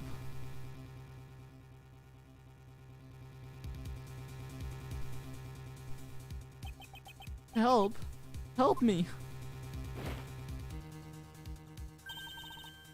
Are you alright? Oh, this is something. Looks like we found our kidnapping victim. Where were you all this time? Wild West with kidnappers. Isn't the room next to the one I was held in? Ran away using underground and got lost. The kidnappers. What is it? I can't understand. What is it? I can't understand what you're trying to say. The kidnappers escaped wearing costumes. Did you see the faces of your kidnappers? No, I didn't see the faces. 2. One was woman. Woman? an important piece of testimony. Hey, what are you guys doing? Stop standing there and get your cups on this already. I'll even let you guys have what the kids said just now. Consider it a gift. Now, are you going to get out of my crime scene, or am I going to have to get rough? Again. You're nothing but a big bully. Come on, Edgeworth, let's go. No, not you. You're a very important witness for my case. I'm not about to let you get away that easily. Don't count on me to testify, because I won't. Not for you. That's right. I won't either. You hear me? You young whippersnapper. Hey, calm down. There's no need for all this hostility. I just want to take a statement from each of you. I'm not going to rough either of you up. I give you my word. Come now, fair maidens. What do you say? Will you cooperate? Oh, fair maidens? My, you little rascal. You sure know the way to a woman's heart. Lang, she says. The passage of time is but a fleeting moment, and a lady is young forever. Trying to outdo my etiquette with your fancy smancy sayings. Let's get this over with so we're clear. I'm only interested in giving you my statement. Sure, just as soon as Mr. Prosecutor leaves us be. Mr. Edgeworth!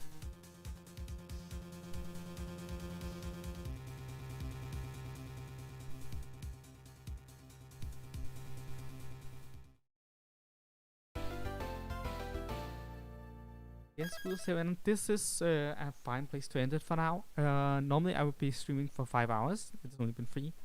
But this headache is not leaving me alone, so yeah. It happens, it sucks. We'll be coming back to this case next Saturday. Well, that I'll guess. I guess I will have to be spawning out. Bye!